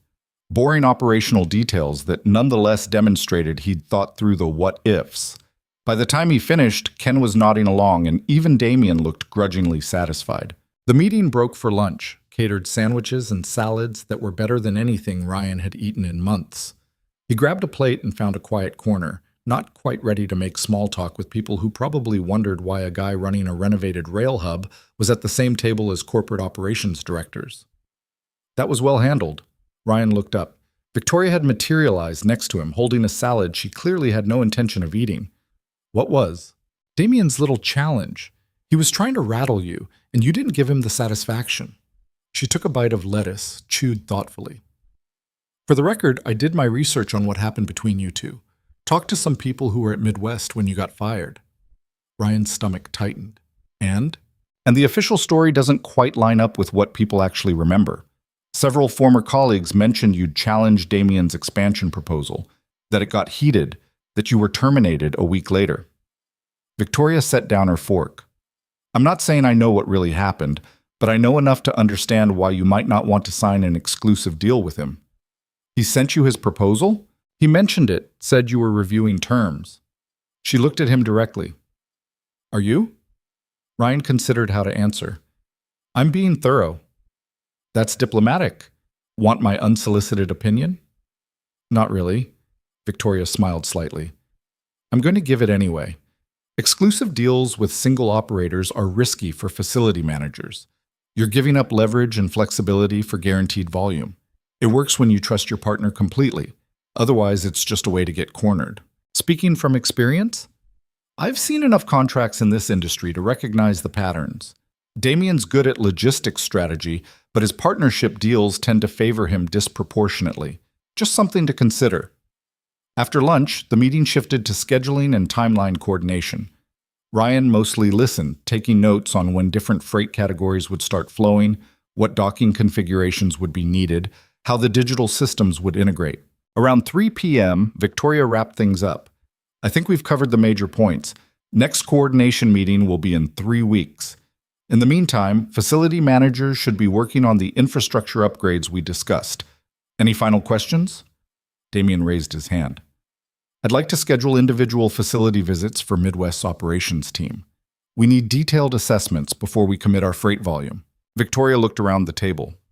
That's reasonable. Facility managers, please coordinate with Damien's team on scheduling. Anything else? The meeting adjourned. People gathered their things, made small talk, exchanged business cards. Ryan was heading for the door when Damien intercepted him. Ryan, walk with me for a minute? It wasn't really a question. Ryan followed him into the hallway, away from the others. Damien stopped near a window overlooking the city. I wanted to clarify something. What I said in there about your facility being unproven, that wasn't personal. It's a legitimate operational concern. I know. Do you? Damien turned to face him fully. Because I get the sense you're still carrying baggage from what happened at Midwest. And I need to know if that's going to affect our working relationship. Ryan's jaw tightened. You made sure I couldn't work in this industry for 2 years. Destroyed my reputation. Blacklisted me with every company in the region. That's not baggage. That's fact. That's business. Damien's voice stayed calm, almost patronizing. You challenged me in front of the board, undermined my authority. What did you expect me to do? Not fabricate ethics violations to get me fired. I did what was necessary to protect my division's credibility. If you'd handled the situation differently, if you'd come to me privately instead of going around me, I did come to you privately 3 times. You ignored me because the proposal threatened your pet project. Damien's expression hardened. The proposal was naive. It would have embarrassed us. The proposal would have generated $30 million in revenue, and you killed it because you didn't come up with it yourself. They stood there, 2 years of anger finally surfacing in a sterile corporate hallway. Damien broke first, his professional mask sliding back into place. This isn't productive. We need to work together, which means we need to move past this. I'm offering you an exceptional contract that would be extremely beneficial for both of us. The smart play is to take it and let old grudges stay buried. I'll let you know by Friday. Ryan, once. You said the terms were time-sensitive. I'm reviewing them properly. You'll have my answer Friday. Ryan walked away before Damien could respond, made it to the elevator before his hands started shaking. The ride down felt endless. By the time he reached his truck in the parking garage, the adrenaline was wearing off and exhaustion was setting in. His phone rang as he was pulling out. Victoria. Hey, Ryan answered. What's up? Just wanted to check in. You left pretty quickly. Had to get back to the facility. Lots to do before the infrastructure upgrades. Right. She paused. Look, I know I'm technically not supposed to comment on partnership deals between operators and facilities, but I'm going to say this once. Whatever Damien offered you, make sure you're reading the fine print, and maybe get a second opinion from someone who doesn't have a stake in you saying yes. I'm already planning on it. Good. Also, and this is completely off the record, you did well today. The presentation was solid, and you handled Damien's posturing without getting defensive. Some of the people in that room have been doing this for 20 years, and they don't handle pressure that cleanly. Ryan felt something warm settle in his chest. Thanks. That means a lot. I mean it. You've built something real with that facility. Don't let anyone diminish that. After hanging up, Ryan sat in his truck for a few minutes, processing. Victoria's words kept echoing. You've built something real. For 2 years, he'd been so focused on survival, on just making it to the next month, that he hadn't stopped to recognize what he'd actually accomplished. He'd taken a worthless property and turned it into something that impressed seasoned industry professionals. He'd gone from unemployable to being courted by the same people who'd blacklisted him. He'd proven that the version of him Damien had tried to destroy wasn't the real version, just the one Damien needed to believe in to feel better about being threatened. Ryan drove back to the facility, the afternoon sun breaking through the earlier rain. The property looked different somehow, not just functional anymore, but established, real. Jerome was in the main warehouse, working on the expansion prep.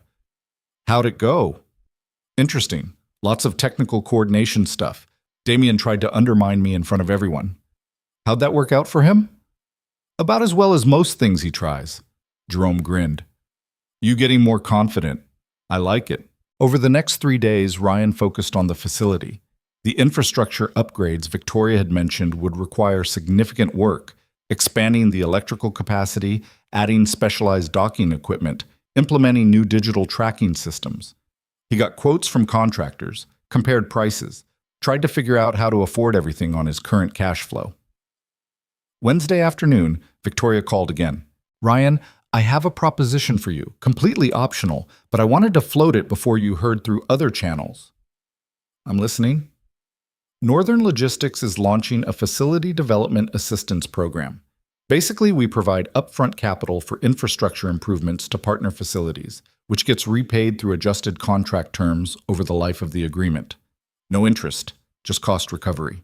Ryan pulled over again. He was starting to make a habit of important calls while driving. Why would you do that? Because we need our facility partners operating at optimal capacity, and we'd rather help fund upgrades than watch facilities struggle to meet requirements. It's good business for everyone. What's the catch? No catch. Well, one small condition. The upgrades have to be approved through our technical review process to make sure they actually serve corridor needs. But otherwise, it's straightforward. We cover the capital costs. You pay us back at cost over 5 years. Ryan did quick math. The upgrades he needed would run around $150,000. Financing that traditionally would mean bank loans he might not qualify for and interest payments that would eat into his margins. This option gave him the capital without the debt burden. How many facilities are you offering this to? 3 in your sector. You're the only one who actually needs it. The other 2 have corporate backing, but I wanted to make sure you had the same access to resources. Can I think about it? Of course. I'll send over the program details. Take your time. After she hung up, Ryan sat in his truck feeling something uncomfortably close to gratitude. Victoria didn't have to offer this. She could have let him struggle to find financing, could have treated him like a minor player who needed to figure things out independently. Instead, she was actively helping level the playing field. It felt strange, being helped. Ryan had gotten so used to fighting for everything alone that someone offering assistance felt suspicious, even when it clearly wasn't. That night, after Tommy went to bed, Ryan called Patricia Chen. I need you to review 2 contracts for me. One's an exclusive partnership deal, the other's a development assistance program. Can you fit it in this week? For you? Absolutely. Send them over. Ryan emailed both documents, then pulled out Damien's proposal one more time. Read through it slowly, making notes in the margins. The money was still tempting. $500,000 would transform his operation, give him financial security he'd never had. But it would also put him back under Damien's control. Different circumstances, same dynamic. Ryan providing value while Damien held all the leverage. He thought about Tommy, asleep in the next room. Thought about the last 2 years of teaching his son that sometimes you have to take risks, that sometimes you have to bet on yourself even when it's terrifying. Ryan closed the laptop and wrote out a response to Damien, kept it professional, polite, Final. Friday morning, he sent it. Damien, I've reviewed the proposed partnership agreement. After careful consideration and legal consultation, I've decided to decline. The terms don't align with my facility's operational strategy. I'm happy to work with Midwest Transportation through the standard corridor coordination framework, but I won't be entering an exclusive arrangement. Best regards, Ryan. The response came within 10 minutes. This is a mistake. You're turning down guaranteed revenue for some principal that won't pay your bills. Call me when you've reconsidered. Ryan deleted the message and didn't respond. Patricia called that afternoon. Okay, I've reviewed both contracts. The Northern Logistics Development Program is clean, surprisingly clean, actually. No hidden clauses, no problematic terms. It's exactly what it claims to be. The Midwest exclusive deal, on the other hand, is a trap. I wouldn't go that far, but it's heavily weighted in their favor. That capacity allocation clause would give them enormous control over your operations, and the non-compete is brutal. You'd be locked in for years with very limited exit options. I already turned it down. Patricia was quiet for a moment. Good. I know $500,000 is hard to walk away from, but you made the right choice. You've built something independent. Keep it that way. Ryan accepted the Northern Logistics Development Assistance Program on Monday. Victoria personally called to congratulate him and schedule the technical review. I'm glad you're taking advantage of this, she said. We need you operating at full capacity when the corridor opens. When are you planning to visit for the review? Is next week too soon? I'd like to get the process started so you have time to complete upgrades before Phase 1 launch. Next week works. Victoria arrived the following Thursday, this time with a technical team, engineers and logistics specialists who spent 4 hours examining every aspect of the facility. They measured electrical capacity, assessed structural integrity, reviewed the expansion plans Ryan had drawn up with Jerome's help. Ryan walked alongside them, answering questions, explaining his reasoning for different choices. One of the engineers, a woman in her 40s named Sarah, kept nodding approvingly. This is smart design, she said, examining the way Ryan had configured the loading docks. You're maximizing efficiency without overcomplicating the layout. A lot of people try to get too fancy and end up with workflow bottlenecks. I learned that the hard way, Ryan admitted. First configuration I tried was a disaster. Had to rebuild the whole thing. After the assessment, Victoria pulled Ryan aside. My team's impressed. You're approved for the full development assistance amount. We'll have the capital transferred within a week. That was easier than expected. You did the hard part already, building something worth investing in. She glanced around the facility. Can I ask you something off the record? Sure. Why this? Why buy an abandoned property and pour everything into rebuilding it? You had skills, experience. You could have moved to another city, started over somewhere your history with Damien wouldn't follow. Ryan thought about how to answer. I have a son. Pulling him away from the only home he knows, starting over in a strange city where we didn't know anyone. That felt worse than staying and fighting. And maybe I needed to prove something. To myself, to Damien, to everyone who thought I was finished. Did you? Prove it? I think so, or I'm getting close. Victoria smiled. For what it's worth, you've definitely proven it to me. The facility speaks for itself. As she was leaving, Victoria paused at her car. Ryan, I probably shouldn't tell you this, but Damien's been pushing hard for us to drop you as a partner. Claims you're unreliable, that your facility can't handle the scale we need. Ryan's stomach dropped. Is it working? No, your operational data contradicts everything he's claiming, but I wanted you to know he's actively trying to undermine you. Be careful. After she left, Ryan stood in the parking lot feeling the weight of it. Damien wasn't going to let this go. Wasn't going to accept that Ryan had succeeded despite everything. The war wasn't over. It was just entering a new phase. Jerome found him 20 minutes later, still standing there. You look like someone just told you bad news. Damien's trying to get me removed as a corridor partner. Can he do that? Probably not. But he can make things difficult. So what are you going to do? Ryan looked at the facility, at the buildings he'd restored with his own hands, at the business he'd built from absolute nothing. Thought about Tommy, about the future he was trying to create. I'm going to do my job better than he can undermine it, Ryan said, and I'm going to make damn sure he sees exactly how wrong he was about me. The infrastructure upgrade started the following Monday with a crew of 8 contractors who descended on the facility like a tactical team. Ryan coordinated with Sarah, the engineer from Victoria's assessment team, who'd been assigned to oversee the technical implementation. She was efficient, detail-oriented, and had zero patience for shortcuts. "This electrical panel needs to be completely replaced," she said, examining the main distribution board. "I know you upgraded it yourself, and it's decent work, but for the load we're planning, we need commercial-grade components." Ryan nodded, swallowing his pride. Whatever it takes to meet spec. The work was loud, disruptive, and expensive, even with Northern Logistics covering the capital costs. Ryan's existing tenants complained about the noise, the blocked access routes, the general chaos of having construction happening while they were trying to operate. He spent half his days apologizing and the other half problem-solving how to minimize disruption. Tommy noticed the stress.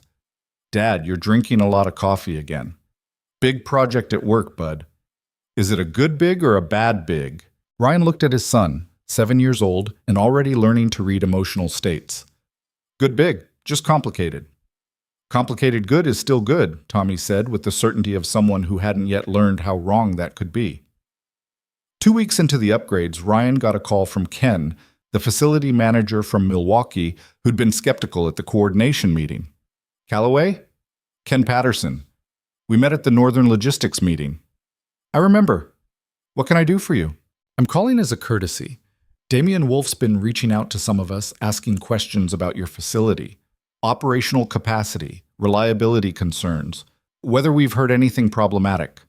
Ryan's grip tightened on the phone. "What did you tell him?" "That I don't know you well enough to have an opinion, which is true. But I thought you should know he's making calls. Feels like he's building a case for something." "Thanks for the heads up." "No problem. For what it's worth, your presentation at the meeting was solid. Don't let corporate politics mess with good work." Ryan hung up and immediately called Victoria. She answered on the second ring, sounding distracted. "Ryan, I'm actually in a meeting right now. Damian's calling other facility managers, asking them to provide negative assessments of my operation. Ken Patterson just gave me a heads up." Victoria was quiet for a moment. He heard her excuse herself, then a door closing. "Say that again." Ryan repeated what Ken had told him. When he finished, Victoria's voice had gone cold. "That's completely inappropriate. Facility partnerships are supposed to be evaluated on operational merit, not personal campaigns. I need to make some calls. Don't do anything yet." What's anything in this context? Don't confront Damian directly. Don't send angry emails. Don't give him ammunition to claim you're difficult to work with. "I wasn't planning on it." "Good. Let me handle this through proper channels." But handling it through proper channels took time, and Damian clearly wasn't operating on the same timeline. 3 days later, Ryan received a formal notice from Midwest Transportation's legal department, a quality assurance audit request demanding full access to Ryan's facility operations, financial records, and tenant agreements. Ryan forwarded it to Patricia Chen with a message. "Is this legal?" She called back within the hour. "Technically, yes, if it's within the scope of their partnership due diligence. Practically, it's harassment. They're requesting access to information that goes beyond normal operational review. They want your financial records? That's overreach. Can I refuse? You can push back. Offer to provide operational data relevant to corridor coordination, but decline to share proprietary financial information. Make them justify why they need specifics that don't affect freight handling." Ryan drafted a response with Patricia's help, keeping it professional but firm. He wasn't going to hand Damian ammunition disguised as compliance.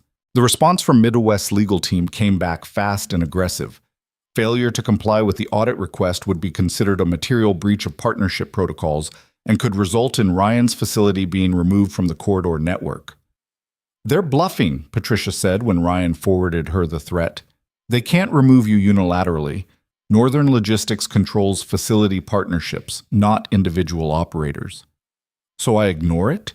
You escalate it to Victoria and let Northern Logistics handle their operator. This is exactly the kind of thing that happens when personal grudges infect professional relationships." Ryan called Victoria. She answered immediately this time, and she sounded angry. "I just got copied on Midwest's audit demand. This is completely out of line. I'm calling an emergency meeting with their executive team tomorrow. In the meantime, do not provide them with anything beyond standard operational reports." What if they follow through on the removal threat? They won't. They can't. And if Damien tries to push this through unofficial channels, he's going to find out exactly how much leverage he doesn't have. The emergency meeting happened at Northern Logistics headquarters. Victoria didn't invite Ryan, but she called him afterward from her car, sounding exhausted. That was ugly. Damien showed up with 2 lawyers, and his division president came in aggressive. Claimed your facility represents an unacceptable risk to corridor operations, that you've been uncooperative with legitimate oversight, that your financial instability threatens the entire partnership network. Ryan felt his chest tighten. Financial instability? My facility is cash positive and fully operational. I know, I pointed that out. Repeatedly. Showed them your operational data, your damage rates, your on-time performance. Everything contradicted his claims. How did he respond? Doubled down. Said the data was preliminary, that your facility hasn't been tested at scale, that personal history between you two was irrelevant to his operational concerns. Victoria paused. Then he made a mistake. What kind of mistake? He implied that Northern Logistics was showing favoritism by offering you development assistance, suggested we were backing an inferior facility partner because of, and I quote, misplaced sympathy for a struggling operator. Ryan closed his eyes. How'd that go over? About as well as you'd expect. I reminded him that development assistance is offered based on merit and need, that your facility ranked highest in our technical assessments, and that his company doesn't get to dictate our partnership criteria. She sighed. He left angry, but he also left without getting what he wanted. Which was? Permission to force you out. He was hoping we'd cave to pressure, agree that removing you was simpler than dealing with his complaints. Instead, I made it very clear that your facility partnership is secure, and any further harassment will be treated as a contractual violation on Midwest's part. Ryan sat down, processing. You went to bat for me. I went to bat for good operations and professional standards. Damien's letting personal issues contaminate business decisions. That's not how this works. After hanging up, Ryan sat in his office for a long time. The facility hummed around him, trucks loading and unloading, forklifts moving freight, the ambient noise of a functioning operation. He'd built this. Not perfectly, not without struggle, but he'd built it, and it worked. And Damien still couldn't accept it. Jerome knocked on the door frame. You okay? You got that look again. What look? The one where you're deciding whether to fight or walk away. Ryan looked at him. I'm not walking away. Good, because I really like this job and I'm too old to start over somewhere else. That weekend, Ryan took Tommy to a minor league baseball game. Not because they could really afford it, but because his son had been patient through months of Ryan being stressed and distracted, and 7-year-olds shouldn't have to shoulder their father's battles. This is awesome, Tommy said, demolishing a hot dog that cost $12 and tasted like cardboard. Can we come back? Maybe. If things go well at work. Things always go well eventually, Tommy said with unearned confidence. You're really good at your job. Ryan felt something crack in his chest. How do you know that? Because you work really hard and you don't give up. That's what Jerome says. Jerome talks too much. He says that too. The game went into extra innings.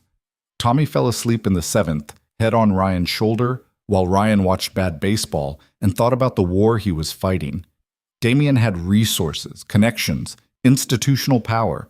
All Ryan had was a facility that worked and a stubborn refusal to be destroyed twice by the same person. Maybe that would be enough. The second coordination meeting was scheduled for early March. Ryan showed up 15 minutes early with updated operational reports and a determination not to let Damien rattle him. The conference room was already half full. Ken from Milwaukee, the other facility managers, several operations directors. Damien arrived exactly on time, flanked by the same executives as before.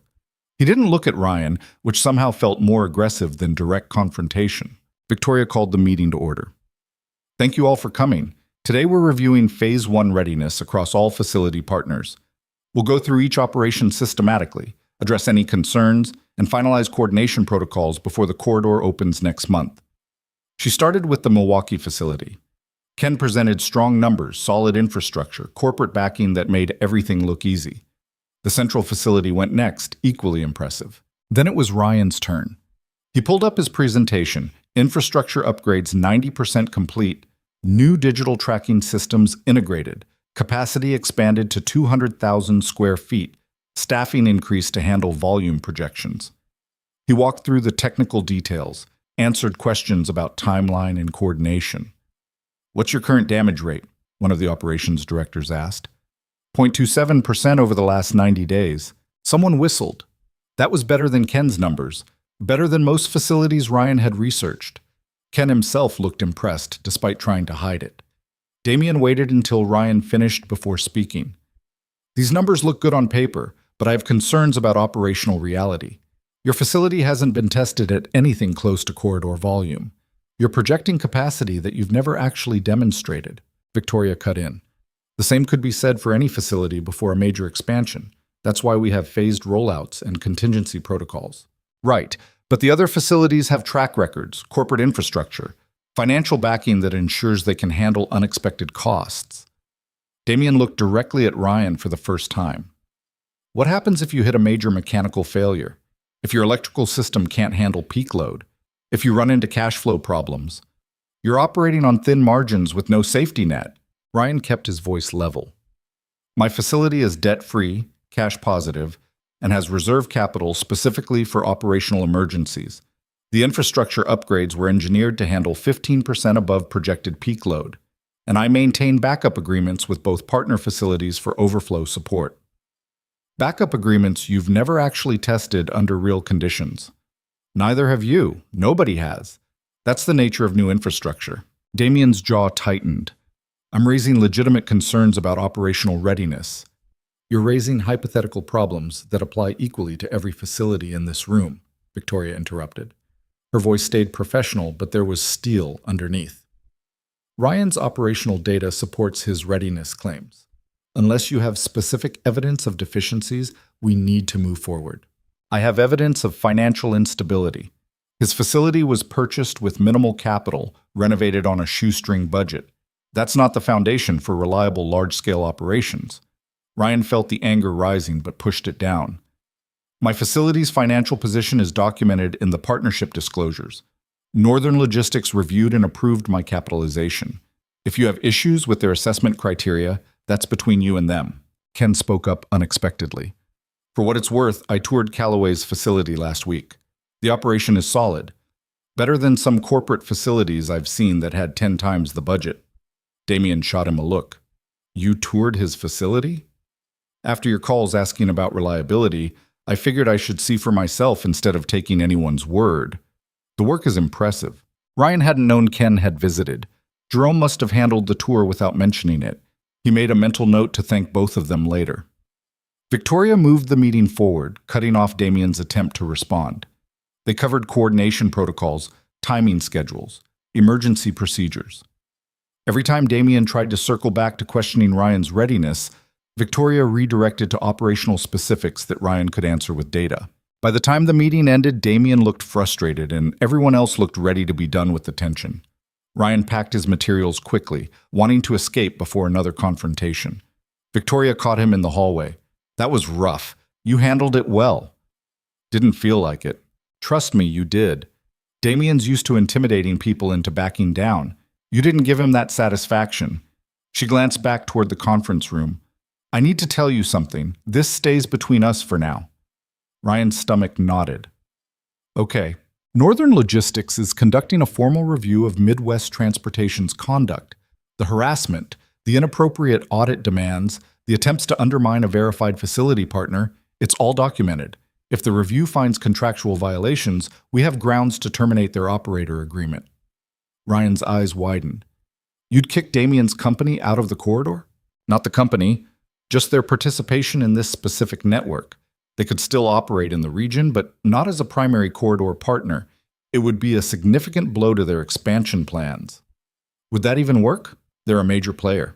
They're a major player who signed a conduct agreement that explicitly prohibits this kind of interference. If they violated those terms, consequences follow."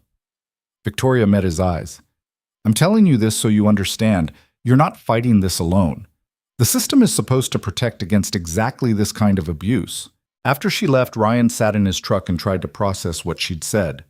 The idea that Damien might face actual consequences for his behavior felt surreal. For 2 years, Ryan had assumed powerful people just got away with things because that's how the world worked. Maybe he'd been wrong. The formal review started the following week. Ryan wasn't directly involved, but he provided documentation when requested.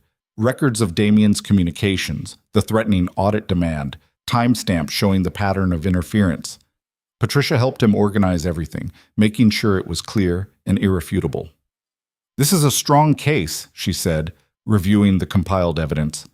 "If Northern Logistics is serious about enforcement, Midwest's going to have a hard time defending this." "What are the odds they're serious?" "Honestly, higher than I expected. Victoria Hale has a reputation for running clean operations. She doesn't tolerate this kind of behavior." 2 weeks into the review, Ryan got a surprise call from Marcus, his old colleague from Midwest Transportation. "Ryan, I shouldn't be calling you, but I thought you'd want to know. Damien's losing his mind here. There's a review happening, auditors going through all his communications, and he's blaming everyone but himself." "What's the mood there?" "Tense. A lot of people are quietly saying they're not surprised. Damien's burned enough bridges internally that nobody's rushing to defend him." Marcus lowered his voice. "Between you and me, there's talk the board might force him out regardless of how the Northern Logistics review goes. This whole expansion was his project, and if it falls apart because he couldn't stop going after you..." Ryan didn't know what to say to that. The idea of Damien being fired, of experiencing even a fraction of what Ryan had gone through, should have felt satisfying. Instead, it just felt tired. "I appreciate you calling," Ryan said finally. "Yeah, well, some of us never believed what he said about you. Sorry it took this long to say it out loud." The corridor opened for Phase 1 operations on April 3rd. Ryan stood in his facility at 5 a.m., watching the first trucks roll through his gates carrying freight for the Northeastern network. Jerome stood beside him, coffee in hand, both of them too wired to feel tired. "This is really happening," Jerome said. "Yeah." "You built something, boss." Ryan watched his staff directing trucks to loading docks, the digital tracking system lighting up with incoming shipments, the facility operating exactly as he'd designed it. "We built something." The first week was chaos, the inevitable problems that came with launching new infrastructure at scale. A digital integration glitch caused routing errors. One of the loading docks had a hydraulic failure. A truck driver got lost and ended up at the wrong facility. Ryan and his team worked 18-hour days fixing problems, adapting systems, learning on the fly. But the facility held, the damage rate stayed low, the freight kept moving. By week 2, things started smoothing out. The digital systems stabilized, the staff found their rhythm. Ryan's facility was processing 12,000 cubic feet of freight daily, hitting all their targets. Victoria visited on Friday of week 2, walking through during peak operations. She observed for an hour without saying much, just watching the controlled chaos of a functioning logistics hub. "This is good work," she said finally. "Better than I hoped for, honestly. You're exceeding performance projections. We're still working out kinks. Everyone is. But your damage rate is the lowest in the network, and your on-time processing is the highest. That's not luck. That's good management." That same afternoon, Ryan got a call from an unknown number. He almost didn't answer. "Ryan Calloway." "Mr. Calloway, this is James Fisher, Executive Vice President at Midwest Transportation Solutions. I'm calling to inform you that Damien Wolf is no longer with our company. Effective immediately, I'll be overseeing our corridor operations." Ryan's mind went blank. "I'm sorry. What?" Damien's employment was terminated following an internal review of his conduct. "I want to assure you that Midwest Transportation is committed to professional partnership with all corridor facilities, including yours. Whatever personal conflicts may have existed previously, they're no longer relevant to our business relationship." He was fired? I'm not at liberty to discuss the specifics of his departure, but I did want to reach out personally to reset our working relationship on proper professional footing. After hanging up, Ryan just sat there. Damien was gone. Actually gone. The man who'd destroyed his career, who'd spent 2 years trying to destroy him again, had finally faced consequences. Ryan called Victoria. "Did you know about Damien? I got notification this morning. Northern Logistics Review concluded he violated multiple conduct provisions. Midwest had to choose between losing their corridor partnership or removing him. They chose him." "How do you feel about it?" Ryan asked. "Relieved, mostly. Damien was talented but toxic. The corridor will run better without that energy. She paused. How do you feel? Ryan thought about it. I don't know yet. Ask me tomorrow. That night, he took Tommy out for actual restaurant dinner, not fast food or home cooking, but a place with tablecloths and waiters and prices that used to make Ryan's hands sweat. Are we celebrating something? Tommy asked, studying the menu seriously. Yeah, bud. We're celebrating making it through. Through what? Just a hard couple of years. Tommy ordered chicken fingers anyway, despite the fancy menu, and Ryan got a steak he could finally afford without anxiety. They ate slowly, talking about school and Tommy's upcoming birthday, and whether they should get a puppy or an older dog from the shelter. Normal conversation. Normal life. The kind of evening Ryan had wondered if they'd ever have again. Walking to the car afterward, Tommy grabbed his hand. Dad, are you happy? The question caught Ryan off guard. Yeah, kiddo, I think I am. Good. You smile more now. I like it when you smile. Ryan squeezed his son's hand, feeling the weight of everything they'd survived together. The firing, the poverty, the desperate gamble on a property everyone thought was worthless. The 2 years of fighting and building and refusing to stay broken. They'd made it through. Not perfectly, not without scars, but they'd made it. And somewhere in the process, Ryan had stopped being the man Damien tried to destroy and become someone else entirely. Someone who'd built something real from nothing. Someone who'd proven that the people everyone writes off sometimes become the ones who build the future. The facility lights were still on when they drove past on the way home, trucks moving through the gates carrying freight for the northeastern corridor. Ryan's facility, his business, his future. Built from rust and determination and the stubborn refusal to let anyone else define what he was capable of. The weeks after Damien's firing should have felt like victory, but mostly they just felt busy. The corridor was fully operational now, freight volume increasing weekly as more manufacturers and distributors connected to the network. Ryan's facility was running at 85% capacity, which meant they were making money but had room to grow. Jerome had hired 2 more maintenance workers, and Ryan had brought on a shift supervisor named Maria, who'd worked logistics for 15 years and knew more about efficient freight handling than Ryan would learn in a lifetime. Tommy turned 8 in late April. Ryan threw him a real party this time, rented a community center room, invited his whole class, bought a cake from an actual bakery instead of the supermarket. 20 kids screaming and playing games while parents made small talk, and Ryan tried not to calculate how much the party was costing per minute. This is the best birthday ever, Tommy announced, covered in frosting and happiness. You said that last year. This year is even better. We have a dog now. They did have a dog, a 3-year-old mixed breed from the shelter named Murphy, who is currently at home probably destroying something. Tommy had picked him out 3 weeks ago, and Ryan hadn't realized how much he'd missed having something else alive in the apartment besides the 2 of them. One of the other parents approached while Tommy was distracted with presents. You're Ryan, right? Tommy's dad? That's me. I'm Sarah Chen's mom. The girls are in the same class. She smiled. Tommy talks about you a lot, says you built a whole train place from nothing. Ryan felt awkward accepting the compliment. It's a logistics facility, but yeah, took a while. That's incredible.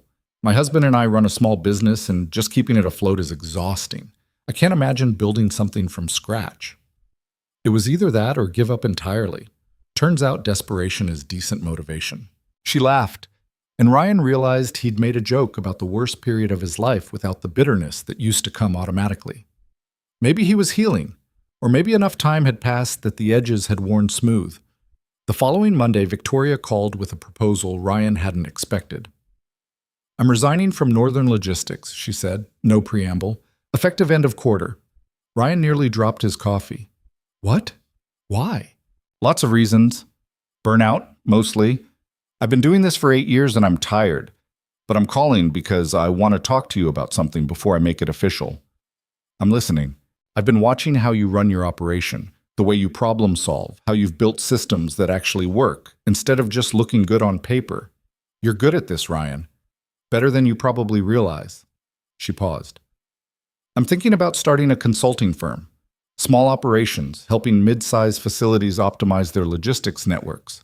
And I want to know if you'd be interested in partnering on it. Ryan's mind went completely blank. Partnering? You'd keep running your facility. That's your foundation. But you'd also consult on facility development and operations strategy. We'd split the consulting revenue, build something together. I bring the corporate connections and industry reputation. You bring the ground-level expertise and proof of concept. Victoria, I barely know what I'm doing half the time. I'm making this up as I go. That's exactly why you're good at it. You solve real problems instead of theoretical ones. You build things that work in practice, not just in PowerPoint presentations. Her voice softened. Look, I know this is coming out of nowhere. Think about it. We can talk details later. After hanging up, Ryan sat in his office trying to process. Victoria Hale wanted to partner with him. The CEO who'd given him a chance when everyone else dismissed him, who'd defended his facility against Damien's attacks, who'd proven that professional integrity actually meant something. She wanted to build a business together. Jerome knocked on the door. You look confused. Victoria wants to start a consulting company with me. The CEO, lady? That's huge. I don't know anything about consulting. You rebuilt this entire facility from junk. You figured out logistics systems that corporate places pay millions for. You know plenty. Jerome leaned against the doorframe. Question is, do you want to do it? Ryan thought about it. The facility was stable now, running well enough that he didn't need to be physically present 18 hours a day. Maria could handle daily operations. He'd hired good people, built systems that worked without constant intervention. Maybe there was room for something more. I don't know, Ryan admitted. Ask me again tomorrow. But over the next week, the idea kept circulating in his mind. He did some research on logistics consulting, what it involved, how the market worked. Called Patricia Chen to ask about business partnership structures and liability concerns. Talked to Marcus, who'd left Midwest Transportation after Damien's firing and was now doing freelance operations analysis. Consulting's where the real money is, Marcus said. Companies will pay insane amounts to have someone come in and fix their broken systems. And you've got proof you can do it. Your facility's performance numbers are better than places with 10 times your budget. But I've only been doing this for 3 years. Who's going to hire someone with 3 years' experience? They're going to hire someone who took a dead property and turned it into one of the best performing facilities in the corridor. That's worth more than 20 years of pushing papers in a corporate office. Ryan met with Victoria 2 weeks later at a coffee shop halfway between their locations. She showed up in jeans and a sweater instead of the business suits he was used to seeing her in, and she looked simultaneously younger and more tired.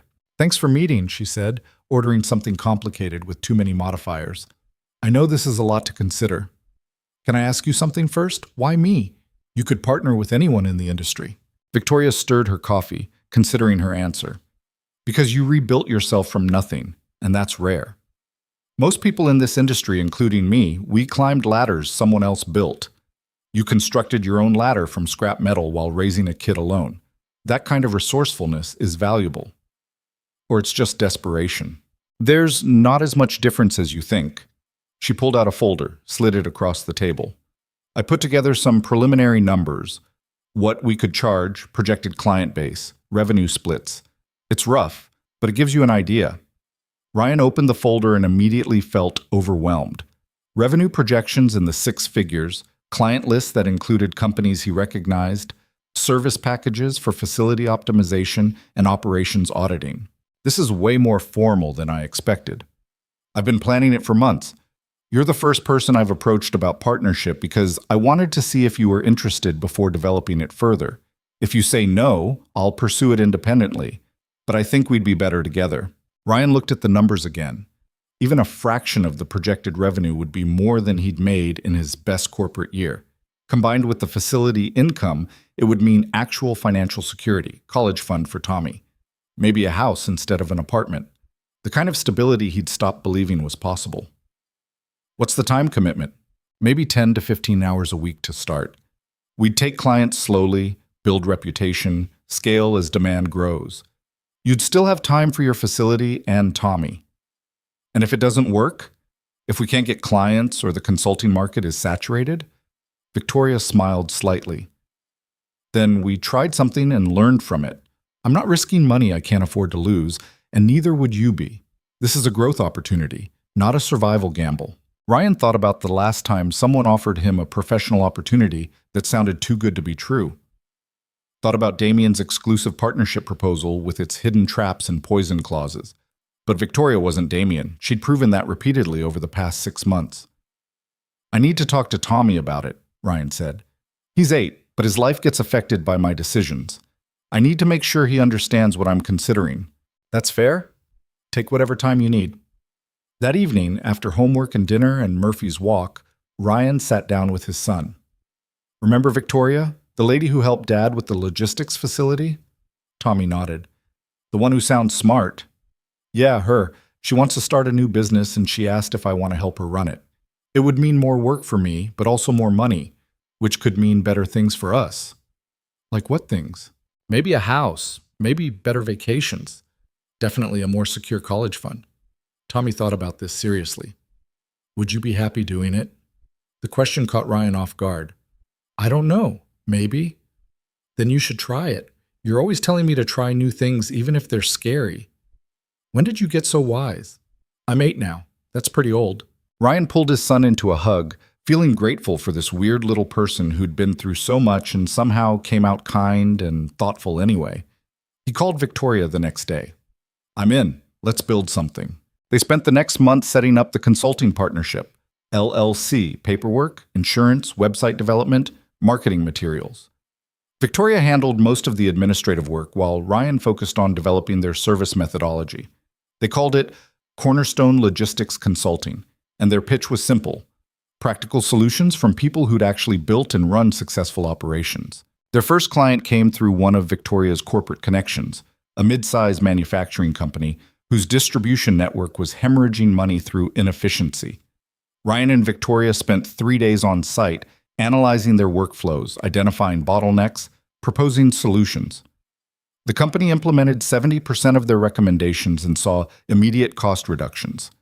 They paid the consulting fee without argument and referred 2 other companies. By month 3, Cornerstone had 6 active clients and a waiting list. Ryan was working 15 hours a week on consulting, and the revenue was exceeding their projections. He hired another supervisor for the facility to free up more of his time, promoted Maria to operations manager with a significant raise. Tommy adjusted to the new schedule better than Ryan expected. "You're still home for dinner," his son observed. "That's what matters." Summer brought the corridor's Phase 2 expansion. More freight volume, additional capacity requirements, new facility partnerships. Ryan's operation expanded to 250,000 square feet, and the revenue from both the facility and consulting meant Ryan was making more money than he'd imagined possible 3 years ago. He bought a house, nothing extravagant, a 3-bedroom in a decent school district with a yard for Murphy and a garage where Ryan could actually park instead of scraping ice off his windshield all winter. Tommy picked out his own room, painted it blue, declared it the best room in the entire world. "We really live here?" Tommy asked the first night, standing in the empty living room. "We really do, bud. It's huge." It wasn't huge, maybe 1,800 square feet, but compared to their 1-bedroom apartment, it felt like a mansion. Victoria came by for the housewarming party Ryan threw in August. It was casual, just Jerome and Maria from the facility, a few of Tommy's friends and their parents, Marcus and his wife. Victoria showed up with an expensive bottle of wine and spent 20 minutes talking to Tommy about school and whether Murphy was a good dog. "This is nice," she said later, standing in the backyard while kids ran around and adults talked. "You've built a good life here." "We've built a good business," Ryan corrected. "The consulting's going way better than I expected." "Because you're good at it. I keep telling you that."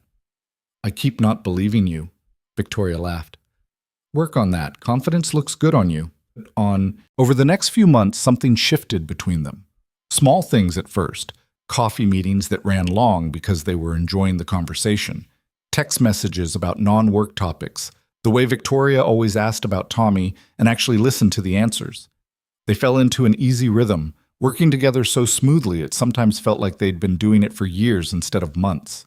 Ryan didn't notice he was developing feelings until Jerome pointed it out. "You're into the CEO lady." Ryan looked up from the maintenance schedule he was reviewing. "What?"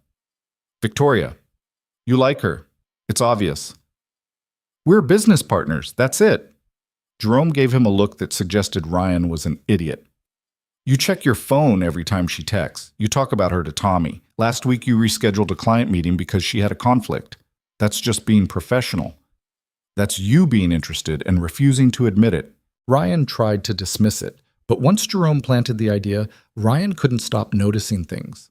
The way Victoria smiled when they solved a particularly difficult logistics problem together.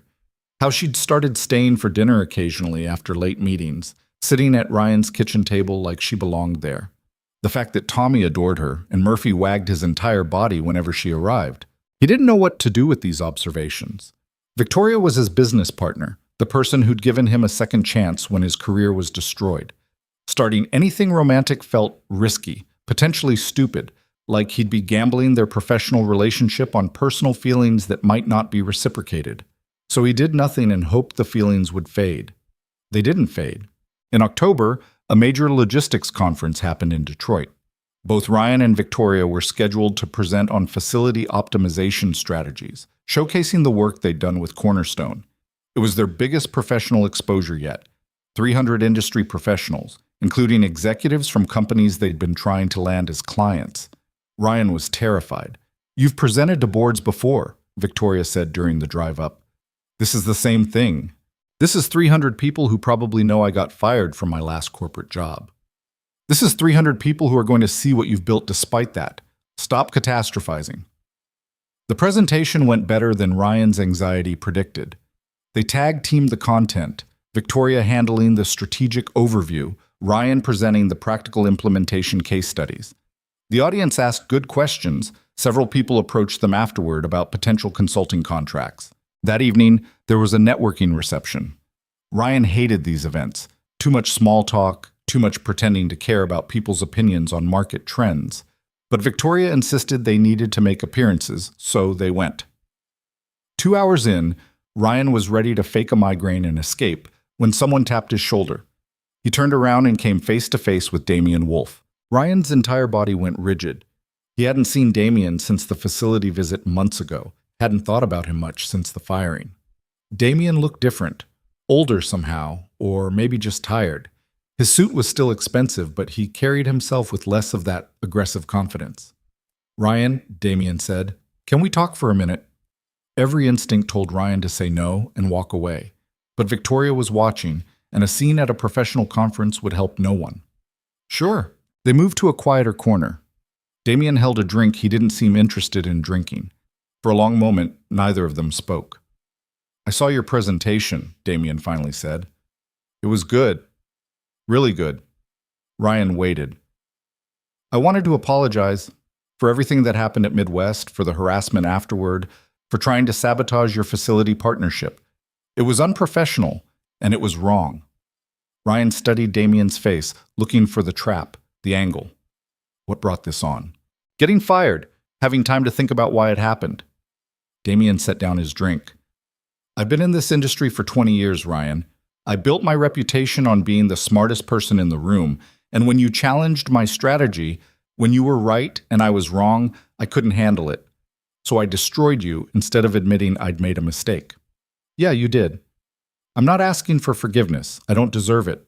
But I wanted you to know I understand what I did, and I'm sorry." Ryan looked at the man who'd tried to end his career, who'd fabricated evidence and blacklisted him and made 2 years of his life brutal. Looked at him and felt nothing. No anger, no satisfaction, just a distant acknowledgement that they were two people who'd hurt each other in different ways. "I appreciate you saying that," Ryan said finally. "I don't know if it changes anything, but I appreciate it." Damian nodded, seemed like he wanted to say something else, then just walked away. Victoria appeared at Ryan's elbow. "You okay?" "Yeah, that was weird, but okay." "He apologized?" "He did. I think he even meant it. Are you going to forgive him?" Ryan thought about it. "I don't know. Maybe eventually. Right now, I'm just glad he's not my problem anymore." They left the reception early, walked back to the hotel through Detroit's downtown. October air was cold enough to need jackets, but not brutal yet. Victoria walked close enough that their shoulders occasionally bumped. "Can I tell you something?" Victoria said. "Sure." "I'm glad you said yes to the partnership, not just because the business is working, but because I like working with you. You make me better at this. Ryan's heart rate picked up. You make me better too, at all of it. Running the facility, the consulting, just being less afraid all the time. They stopped walking, stood on a sidewalk in downtown Detroit while other conference attendees passed by, and Victoria looked at him with an expression Ryan couldn't quite read. I should probably tell you that this isn't just professional for me anymore, she said quietly. I know that's complicated given our business relationship, and if you don't feel the same way, we can pretend this conversation never happened. But I wanted to be honest. Ryan felt something unlock in his chest. It's not just professional for me either. Hasn't been for a while. Victoria smiled, actually smiled, and Ryan realized he'd been waiting months to see that particular expression directed at him. So what do we do about it? She asked. I have no idea. I'm terrible at this. I've been a single parent for so long I don't even remember how dating works. We could start with dinner, just the two of us, see how it feels. Okay, yeah, dinner. They had dinner that night at a quiet restaurant Victoria knew, talked for 3 hours about everything except work, and Ryan remembered what it felt like to connect with another adult who actually understood him. Not despite the struggles of the last 3 years, but because of them. Victoria had seen him at his most uncertain and had chosen to believe in him anyway. When he got back to his hotel room, Ryan called Tommy. How's the conference? His son asked, sounding sleepy. Good. Really good, actually. I need to tell you something. What? Victoria and I are going to start dating. Like, romantically. Is that okay with you? Tommy was quiet for a moment. Does this mean she'll be around more? Probably, yeah. Good. I like her. She's nice and she laughs at my jokes. Pause. Does this mean you're going to be happy all the time now? I don't know about all the time, but maybe more often, yeah. Okay, that's good. You deserve to be happy, Dad. Ryan's throat tightened. When did you get so grown up? I'm 8. I told you, that's pretty old. The relationship developed slowly, carefully. Victoria was patient with Ryan's hesitation about letting someone into his and Tommy's life. They had dinner dates, watched movies, spent Sundays at the park with Tommy and Murphy. She integrated into their routine without trying to change it, understood that Tommy came first and never made Ryan feel guilty about that. By December, she had a toothbrush at Ryan's house. By January, Tommy was asking when she was moving in. By March, Ryan had stopped being surprised when he woke up, and she was there, making breakfast while Murphy begged for scraps. The consulting business kept growing. They hired 2 junior consultants to handle the overflow, opened a small office near Ryan's facility. The facility itself was operating at full capacity, generating steady income with minimal drama. Ryan had built something sustainable, something that would provide for Tommy long term. One evening in late spring, almost exactly 4 years after Ryan had bought the abandoned property with his last savings, he stood at the loading dock watching trucks move through the facility. Victoria came up beside him, handed him coffee even though it was 7 p.m. and caffeine at this hour was a terrible idea. What are you thinking about? She asked. How different this is from what I imagined. When I bought this place, I just wanted to survive. Make enough money that Tommy and I wouldn't be homeless. I never thought it could become something like this. You built more than a facility. You built a life. Ryan thought about that. About Tommy in his own bedroom in a house they owned. About Murphy sleeping on the couch. About the consulting business that had grown from a conversation into an actual company. About Victoria standing next to him, part of his life in ways he'd stopped believing were possible. I used to think success meant climbing the corporate ladder, Ryan said. Getting promotions, impressing executives, collecting titles. Damien destroyed all of that, and I thought my life was over. But it wasn't. No, it was just beginning differently than I planned. He looked at her. If you'd asked me 4 years ago whether getting fired was the best thing that ever happened to me, I would have called you insane. But now, I don't know. Maybe it was. Not because the firing was good, but because it forced me to build something real instead of just climbing someone else's ladder. Victoria leaned her head on his shoulder. You would have built something eventually. You're too stubborn not to. They stood there while the sun set over the facility, watching the corridor they'd both helped create function exactly as designed. Freight moving, systems working, people employed and making livings doing good work. Tommy called, asking when they were coming home for dinner.